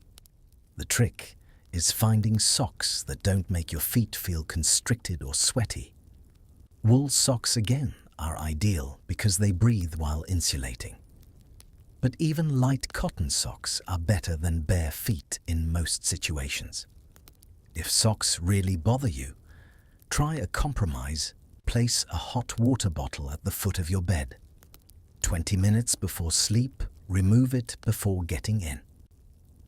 The residual warmth combined with your covers should keep your feet warm through the night without needing socks. Now let's address emergency situations, because this is where historical knowledge becomes modern preparedness. What if your power goes out in winter? What if your heating system fails? These aren't hypothetical questions anymore. Climate change is making weather more extreme and unpredictable. Infrastructure is aging. Rolling blackouts during severe weather are becoming more common. Knowing how to sleep warm without electricity isn't paranoia. It's preparedness. First, reduce the space you're trying to keep warm. Don't try to heat your whole house with space heaters or fireplaces. That's inefficient and often dangerous. Instead, pick one room, ideally the smallest room in your house, and make it your cold weather refuge. Close doors to other rooms. Hang blankets or towels over doorways to create additional barriers. The Japanese would recognize this strategy. You're creating a room within a room, a warm core in a cold shell. Second, prep your sleeping system as if you're camping indoors. Foundation layer under you, multiple layers on top. Tuck everything tightly, head covered. If you have a sleeping bag, use it inside your bed rather than instead of your bed. The sleeping bag creates a sealed personal envelope, and your bed's layers add additional insulation around that envelope. This combination can keep you comfortable even when indoor temperatures drop into the 30s or 40s. Third, use thermal mass wisely. If you have gas for cooking, heat water and fill hot water bottles or Nalgene bottles. Place these in your bed an hour before sleep. If you don't have gas, you can heat bottles in your car if you have fuel running the heater and heating bottles on the dashboard. The bottles won't stay hot all night, but they take the initial chill off your sleeping system and give your body a head start on warming the space. Fourth share, heat without shame. Move mattresses into one room. Sleep with family members. This isn't regression to some primitive state. It's using the most reliable heat source available, which is human bodies. Parents with young children should absolutely sleep together during power outages. Children don't yet have mature temperature regulation, and their smaller bodies lose heat faster relative to their size. Sleeping with parents keeps children safe and reduces parental anxiety, allowing everyone to sleep better. There's a growing community of people interested in resilient living, in what's called preparedness or self-sufficiency. These communities are rediscovering all the techniques we've discussed. On forums and blogs, you'll find people experimenting with historical sleeping systems, documenting results, sharing what works and what doesn't. Some are driven by environmental concerns, wanting to reduce their energy footprint. Some are motivated by economic reasons, trying to lower heating bills. Some are preparing for emergencies. Whatever their reasons, they're all learning the same thing. These old methods work often better than modern convenience. One blogger in Maine documented her experiment, turning her thermostat down to 55 degrees at night and relying entirely on bedding for warmth. She used wool blankets, both under and over her tucked, tightly wore a light cap and wool socks. Her husband was skeptical, but agreed to try. After 2 weeks, both reported sleeping more deeply, waking less frequently, and feeling more rested. Their heating bill dropped by 30%. They've kept the practice for 3 years now, even though they could afford to heat the house warmer. They simply sleep better this way. Another example from a family in Wisconsin who lost power for 5 days during a winter storm.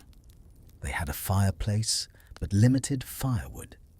Using the techniques we've discussed, huddling in one room, proper layering, tight tucking, sharing body heat, they made it through safely despite outside temperatures in the single digits and indoor temperatures in the 40s. The children, who they worried would struggle, actually slept better than normal because the consistent coolness and sealed bedding created ideal sleep conditions. The adults gained confidence that they could handle emergencies without panic. This confidence, this sense of competence in practical matters, is perhaps the most valuable thing you gain from understanding and practicing these techniques. We live in a world where most of us are completely dependent on systems we don't understand and can't repair. When those systems work, we're comfortable. When they fail, we're helpless. Learning to manage your own warmth through bedding and technique creates a psychological foundation of self-reliance. You're no longer entirely at the mercy of the utility company or the HVAC repairman. You have options. You have knowledge. You can take care of yourself and your family using nothing but blankets and information. That said, I'm not advocating for abandoning modern convenience. I have central heating, and I use it. But I also know how to sleep warm without it, and I practice these techniques sometimes just to keep the skills fresh. It's like knowing how to change a tire. You might never need to. You might always have roadside assistance, but knowing you can handle it if necessary removes an entire category of anxiety from your life. Let me give you a practical challenge if you're interested. Tonight or tomorrow night, try one technique. Just one. Maybe it's the foundation layer. Maybe it's tucking your covers more carefully. Maybe it's wearing a light cap or socks. Notice how it affects your sleep. Do you wake less? Do you feel warmer? Does your sleep feel deeper somehow? If it works, add another technique the following week. Build slowly toward a fully optimized system. Don't try to change everything at once. Historical knowledge was accumulated, gradually passed down person to person, practiced and refined over lifetimes. Give yourself time to learn and adjust. And here's something beautiful: once you learn these things, you can teach them. You can help someone who's struggling with cold nights. You can be the person in your family or friend group who knows what to do when the power goes out. You become a link in a chain of knowledge that stretches back thousands of years, and forward, we hope, thousands more. You reconnect with the long human tradition of sleeping warm, not through technology, but through understanding. And that connection, that sense of participating in something larger than yourself, that has value beyond mere comfort. We've spent a lot of time tonight talking about materials and techniques, about wool and tucking and thermal barriers. But underneath all of it is a simple truth: sleeping warm is a learnable skill, not a lucky accident. You don't need special genetics or expensive equipment or perfect circumstances.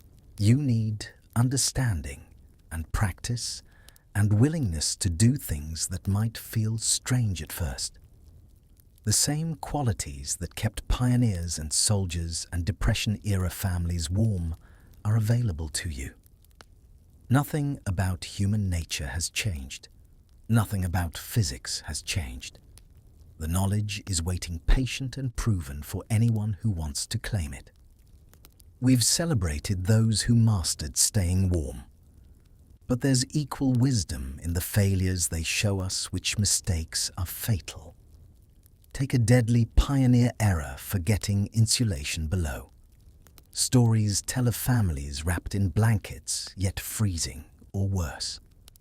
Why they slept directly on frozen ground. All night, their warmth drained downward, no matter how much covered them.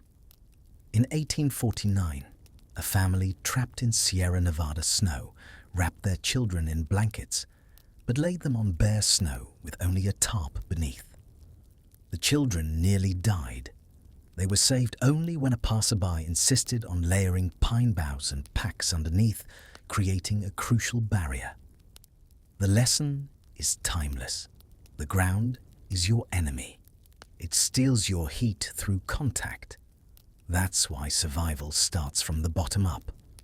Moisture mismanagement is equally deadly. For instance, a WWI field hospital placed soldiers on rubber sheets to protect mattresses, but the rubber trapped moisture from their bodies, preventing evaporation. Gradually damp, they lost crucial body heat, and some developed exposure symptoms despite being in heated tents, all from lying in their own trapped moisture. Wool bedding eventually solved this problem, but not before lives were lost. The lesson is that any sleeping system must allow moisture to escape somehow. You can seal against air movement, you should seal against air movement, but you cannot seal against moisture movement. This is why historical systems used wool and other natural fibers that could absorb and wick moisture. Modern systems use synthetics that don't absorb but do transmit moisture vapor. Either approach works. What doesn't work is creating a completely vapor-impermeable seal around yourself. You'll wake up damp cold and, in severe cases, hypothermic despite adequate insulation. A related mistake involves overdressing for sleep. It seems counterintuitive, doesn't it? How could wearing more clothes possibly be bad when you're trying to stay warm? But there are numerous accounts of people who layered on excessive clothing, got into their sleeping systems, and woke up cold because they'd sweated through their clothes. The sweat then acted as a coolant.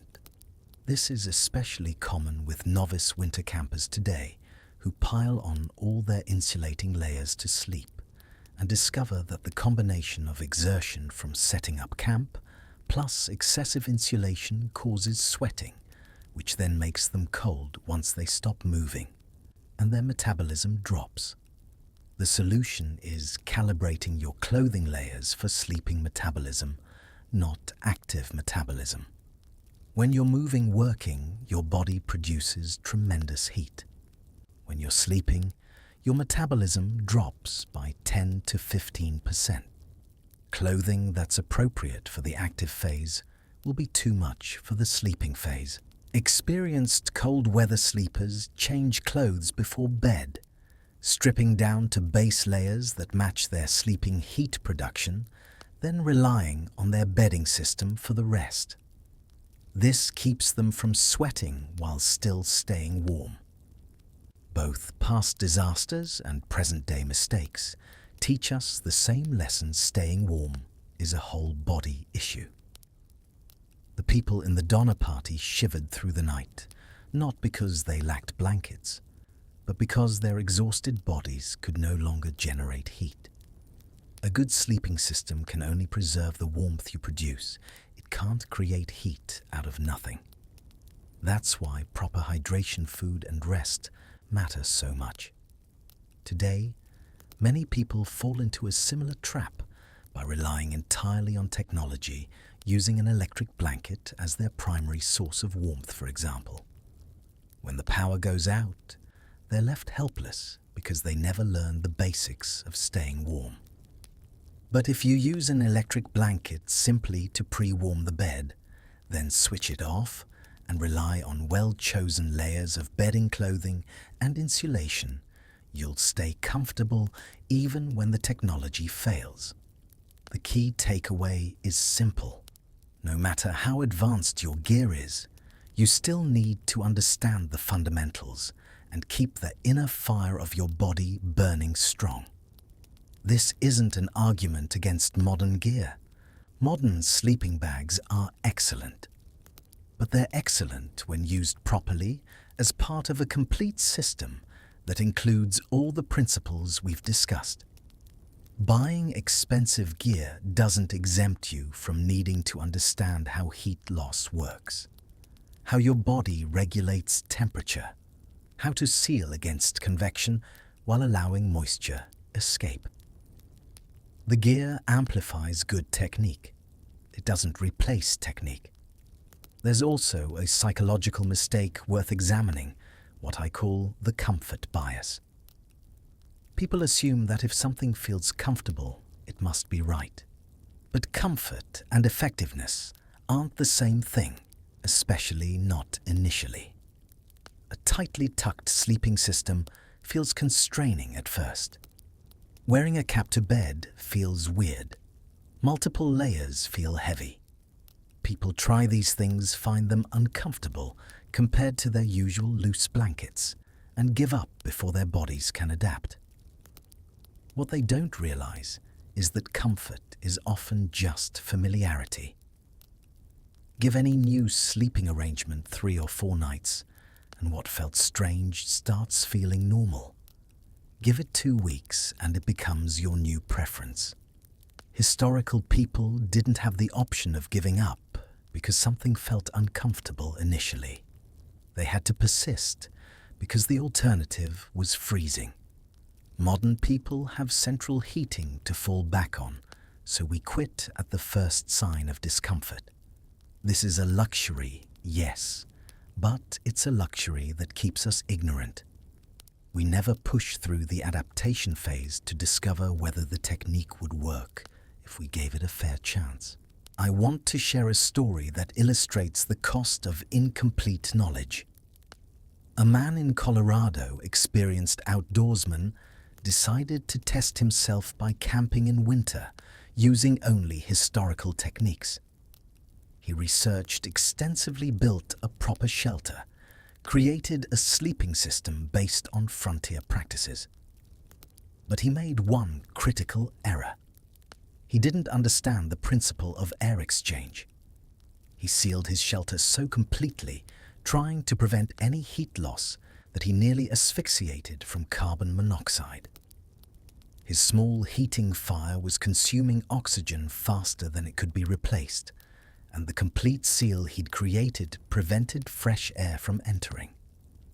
People in the past understood this instinctively because fire was part of their everyday lives.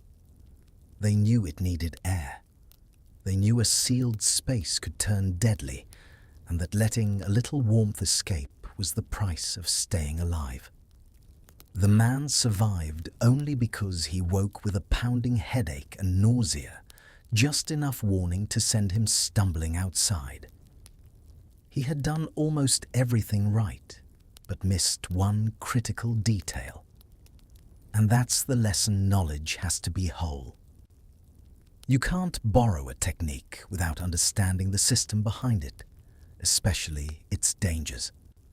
This is why we can't copy history blindly.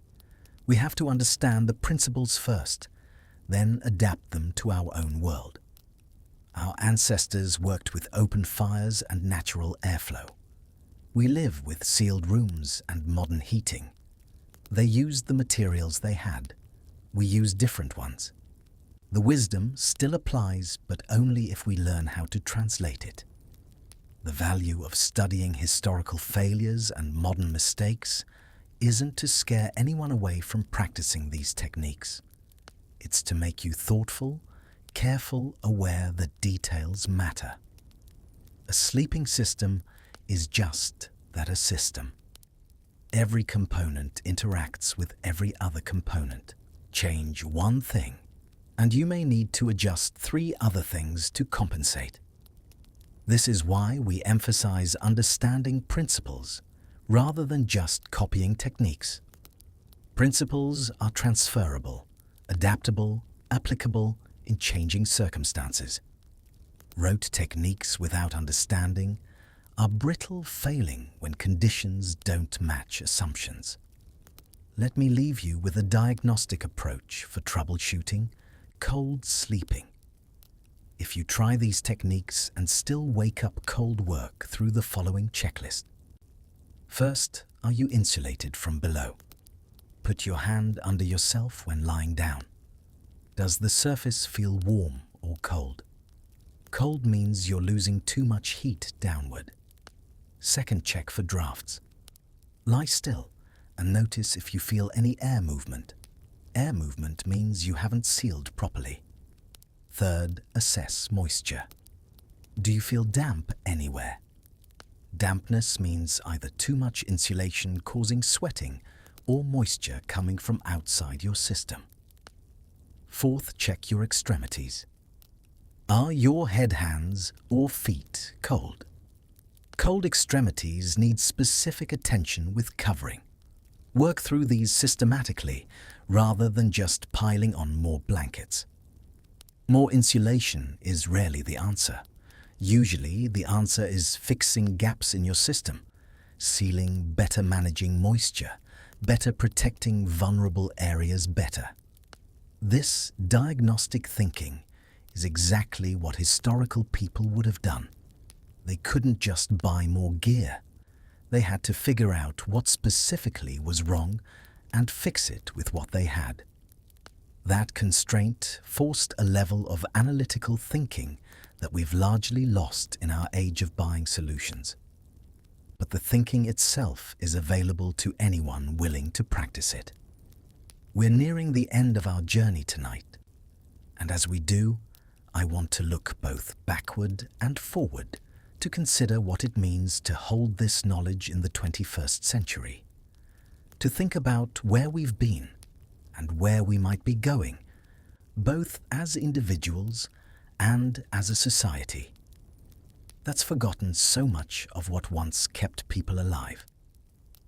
There's a question I ask myself sometimes late at night when I'm researching these historical practices. Why does this matter?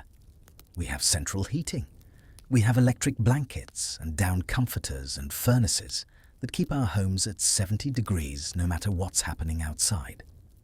We've solved the problem of staying warm at night.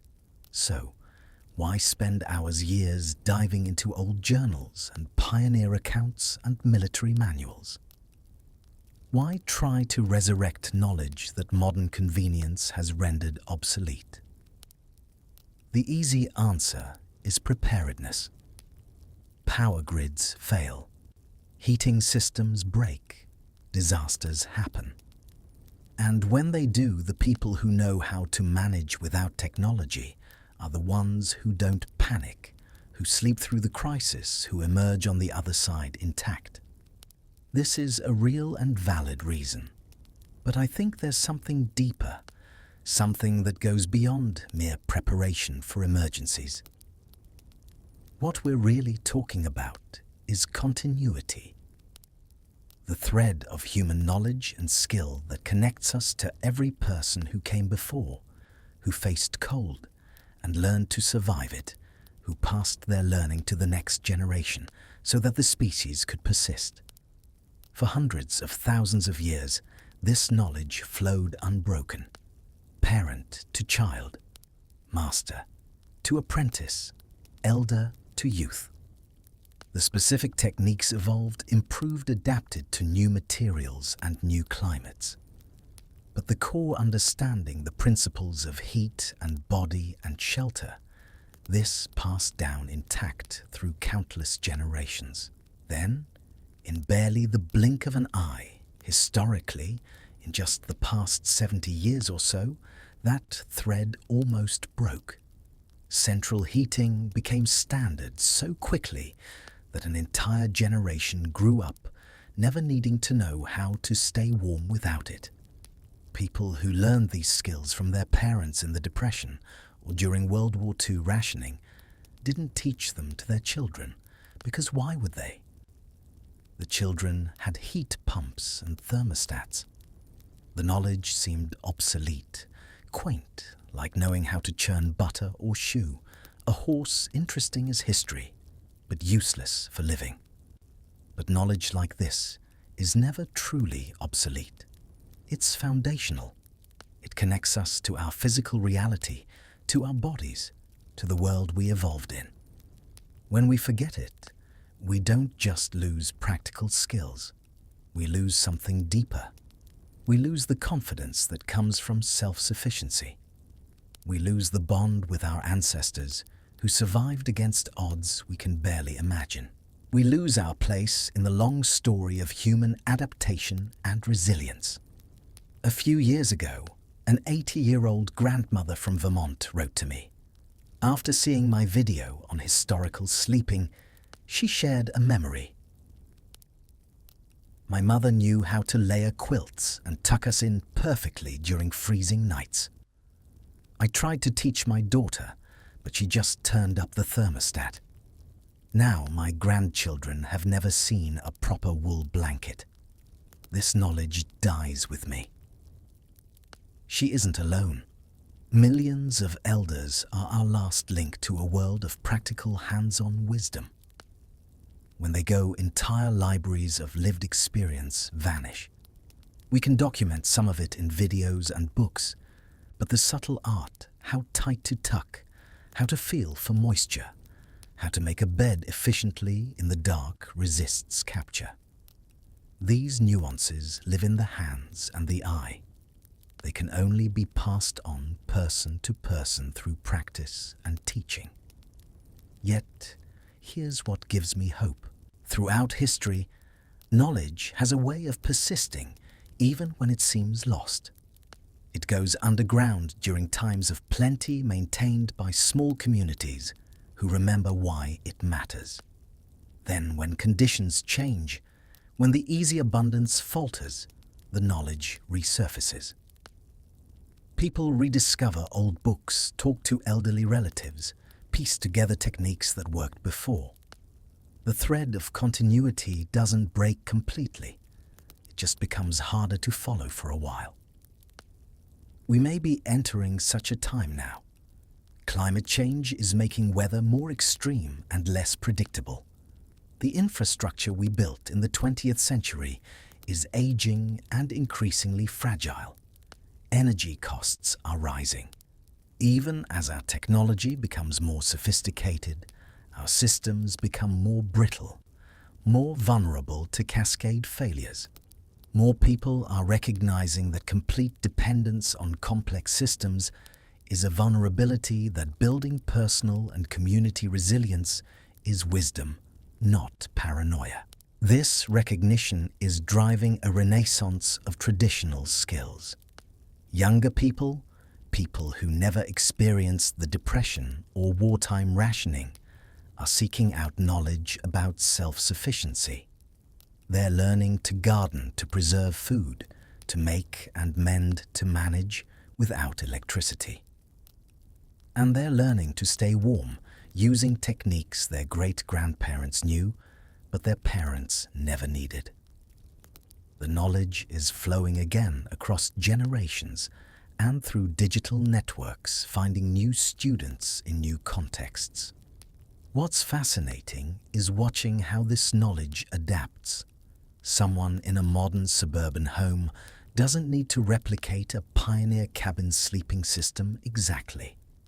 They need to understand the principles and apply them with the materials and constraints they have. So you see innovations, hybrid approaches that combine historical wisdom with modern materials. People using wool blankets as foundation layers, but keeping their memory foam mattresses. Using tight tucking techniques, but with high-tech comforters. Wearing modern base layers to bed, but following historical principles of moisture management and sealing. This adaptation is exactly how it should be. Historical techniques aren't museum pieces to be preserved in amber. They're living practices meant to evolve and improve.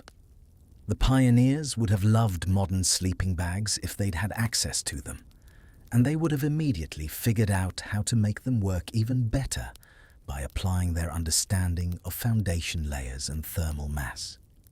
They were pragmatists, not purists. They cared about results, not authenticity. So as we think about carrying this knowledge forward, we shouldn't approach it as recreating the past. We should approach it as continuing a conversation that began millennia ago. Our ancestors asked, how do we sleep warm with what we have? They found answers that worked for their context. Now, we're asking the same question in our context with our materials facing our particular challenges. The answers will look different in details while remaining the same in principles. There's another dimension to this that I find compelling, something beyond pragmatic survival. Learning to sleep warm without technology, learning to be comfortable with less, learning to work with your body and simple materials rather than against cold with brute force. This changes how you see yourself. You become less of a consumer and more of a practitioner, less dependent and more capable, less anxious about system failures and more confident in your own resourcefulness. I've received messages from people who started experimenting with these techniques for practical reasons, lower heating bills, or preparing for emergencies, but who found that the real value was psychological. One man wrote, "I started tucking my blankets properly and using a foundation layer to save money. But what I gained was something unexpected. I sleep better, yes, but more than that, I feel more competent. I know I could handle a power outage now. I'm not afraid of winter the way I used to be. That confidence spills over into other areas of life. If I can figure this out, what else can I learn?" Perhaps the most valuable reward of these practices is the deep sense of confidence they foster.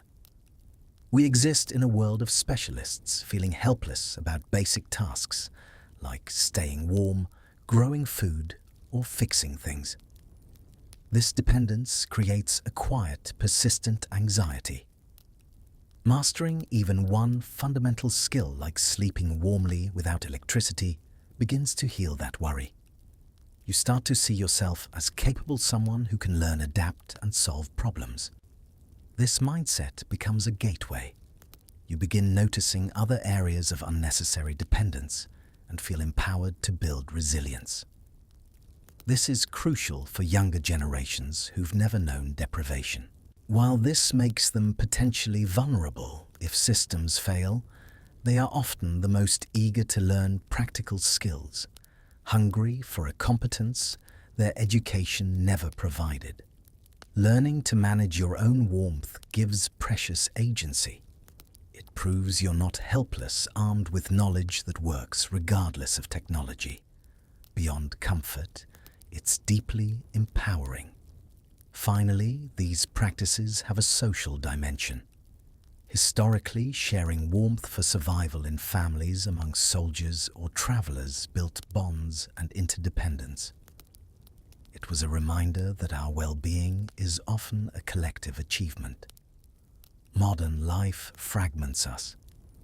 We sleep alone in separate rooms, in separate homes, connected to each other, mainly through screens and scheduled interactions. We've gained privacy and independence, but lost something of the intimate connection that comes from needing each other physically, not just emotionally or economically, but literally for warmth and survival. When systems fail and we have to huddle together to stay warm, there's often resistance at first. But then something shifts. Barriers come down. People remember what it's like to depend on each other to share resources and space to be vulnerable together.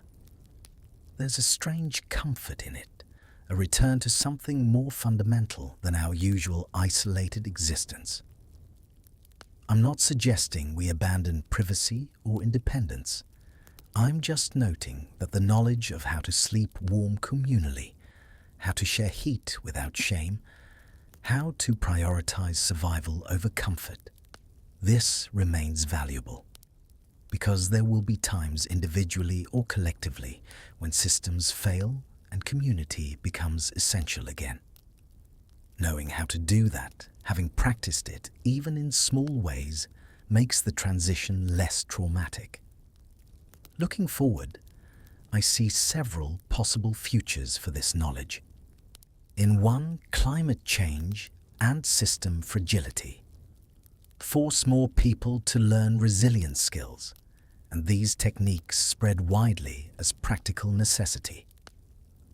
In another, technology continues to insulate most people from needing such knowledge, and it persists only in small communities of enthusiasts and preppers.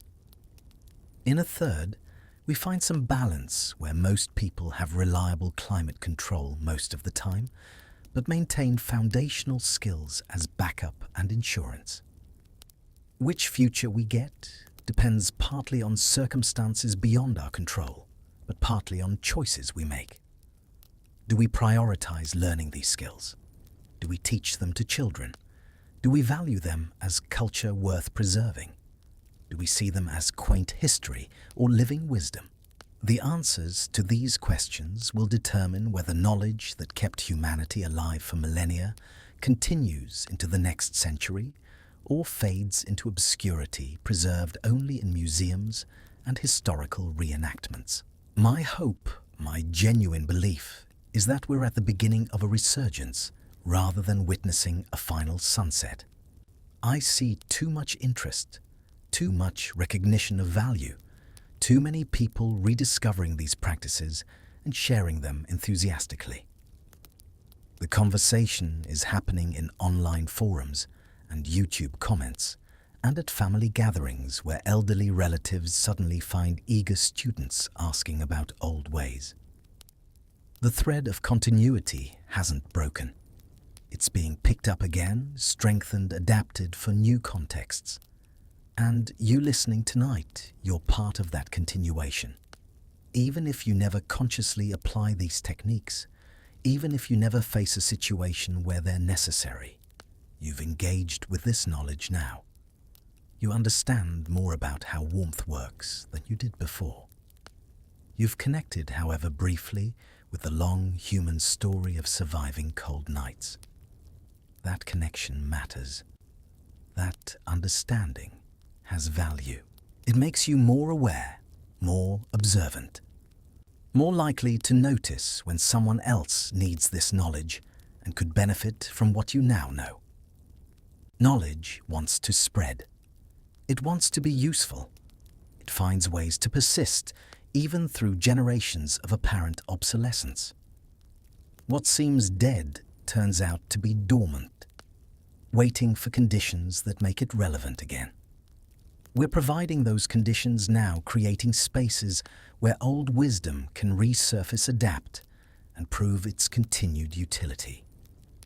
So as we close this particular chapter of our journey, as we prepare to transition from exploration to rest, I want you to feel part of something larger than just a video about sleeping warm.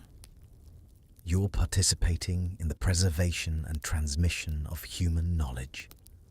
You're learning what your ancestors knew, what your descendants might need to know.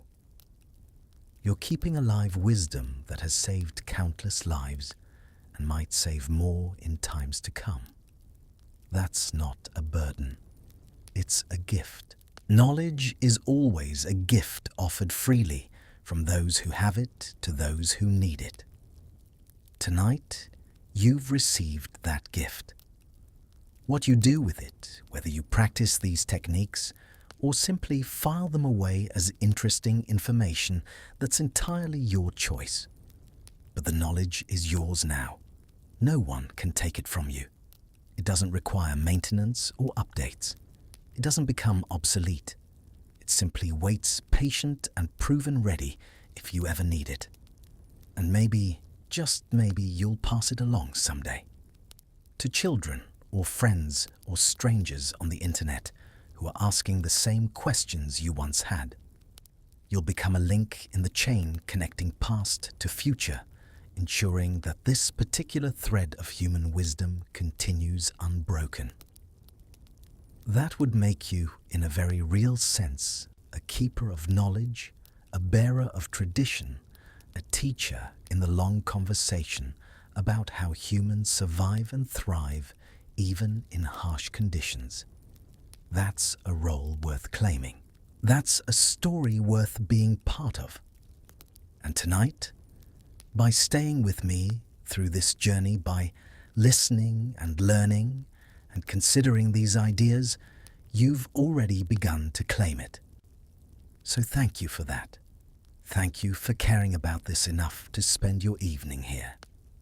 Thank you for being the kind of person who values knowledge and history and practical wisdom. The world needs more people like you. And so, we've come to the end of tonight's journey, you and I, traveling together through 2 centuries of winter nights, learning from pioneers and soldiers, from Depression-era mothers and Arctic peoples, from anyone who faced cold, and figured out how to turn it from enemy to something that could be managed, even mastered. We've learned that warmth isn't something you add, but something you trap. That the foundation matters more than the covering. That sealing creates microclimates. That materials have properties beyond their obvious characteristics. Properties that can work for you or against you, depending on how you use them. That your body is a furnace that needs fuel and proper management. That knowledge, passed down through generations, contains wisdom that science later validates. That competence breeds confidence. That communities survive what individuals cannot. These aren't just facts about sleeping arrangements. They're principles about resilience, adaptation learning, and the long human story of facing challenges with observation and creativity, rather than giving up or waiting for rescue. They're lessons about self-reliance that doesn't mean isolation, about using less, and achieving more, about understanding systems rather than just operating them blindly. If you found value in tonight's exploration, please consider subscribing to Warfield Prepper Chronicles. We journey together through forgotten knowledge and practical history, always looking for wisdom that remains relevant despite changing times. Share this video with someone who might benefit from it, someone who's always cold at night, or someone preparing for harder times, or someone who simply appreciates learning how things actually work. And leave a comment if you'd like. Tell me what resonated with you tonight. Tell me if you've tried any of these techniques and what happened. Tell me your own family stories of sleeping warm when resources were scarce. I read every comment, and often your insights teach me things I didn't know. But more than subscribing or commenting or sharing, I hope tonight gave you something to carry forward. Maybe it's practical knowledge you'll apply immediately. Maybe it's confidence that you could handle a crisis if one came. Maybe it's just a deeper appreciation for the ingenuity of ordinary people facing extraordinary cold. Whatever you take from this, it's yours now, a small light in the darkness, warmth in the cold. Now then, as we close, I want you to become aware of your own sleeping situation. Notice how you're lying. Notice the weight of your coverings. Notice whether you feel any drafts, any cold spots. Don't judge what you notice. Just observe. Feel the pillow under your head. Feel your breathing slow and steady. Feel the gentle pull of sleep that's been there all along, patient waiting for you to stop resisting and simply allow it. Tomorrow, if you'd like, you might try one of the techniques we discussed, a foundation layer perhaps, or tucking your blankets more carefully, or wearing something on your head. See what happens. Notice whether your sleep changes. But tonight, just rest as you are. Let these ideas settle in your mind like snowflakes, soft and quiet, each one interesting on its own, but together creating a peaceful covering, muffling the noise of the day, creating that particular hush that comes with winter night. The people we've talked about tonight, Sarah in her frontier cabin, James in his military barracks, Margaret keeping her children warm through the Depression, the Japanese farmer, the Russian peasant, the Inuit hunter, all of them are sleeping now. Their long sleep beneath the earth, their struggles over their warmth, finally permanent and perfect. But their knowledge remains. It lives in the techniques we've explored, in the principles we've discussed, in your understanding now of how to stay warm through the darkest nights. You carry them forward by knowing what they knew. You honor their struggles by valuing what they learned. And tonight, you can rest easy, knowing that you're more capable than you were, more connected to human history, more resilient in the face of whatever winters might come. So sleep now. Sleep warm and deep. Let your breathing slow further with each breath. Let your body settle heavy into your bed, trusting it to hold you, to keep you, to maintain that gentle warmth that signals safety to your oldest, deepest self. The night is quiet. The darkness is soft. And you are safe here, in your cocoon of warmth, in your sealed envelope of comfort, in the knowledge that you understand now what humans have always understood, that cold can be conquered, not with fighting, but with wisdom, not with force, but with patience, not with more, but with better. Good night from Warfield Prepper Chronicles. May your sleep be deep and your dreams be warm. May you wake rested, carrying forward the ancient knowledge of those who survived by understanding. May you always sleep warm, no matter how cold the world outside. And thank you truly for spending this evening with me, for being curious, for learning, for caring about knowledge that once kept people alive and might again someday. You're part of the continuation now, part of the long human story of adaptation and survival. That's something to be proud of, something to carry gently into sleep. Rest now, rest well. The journey is complete. The knowledge is yours, and morning will come soon enough, bringing light and warmth and another chance to live wisely in this world. Good night.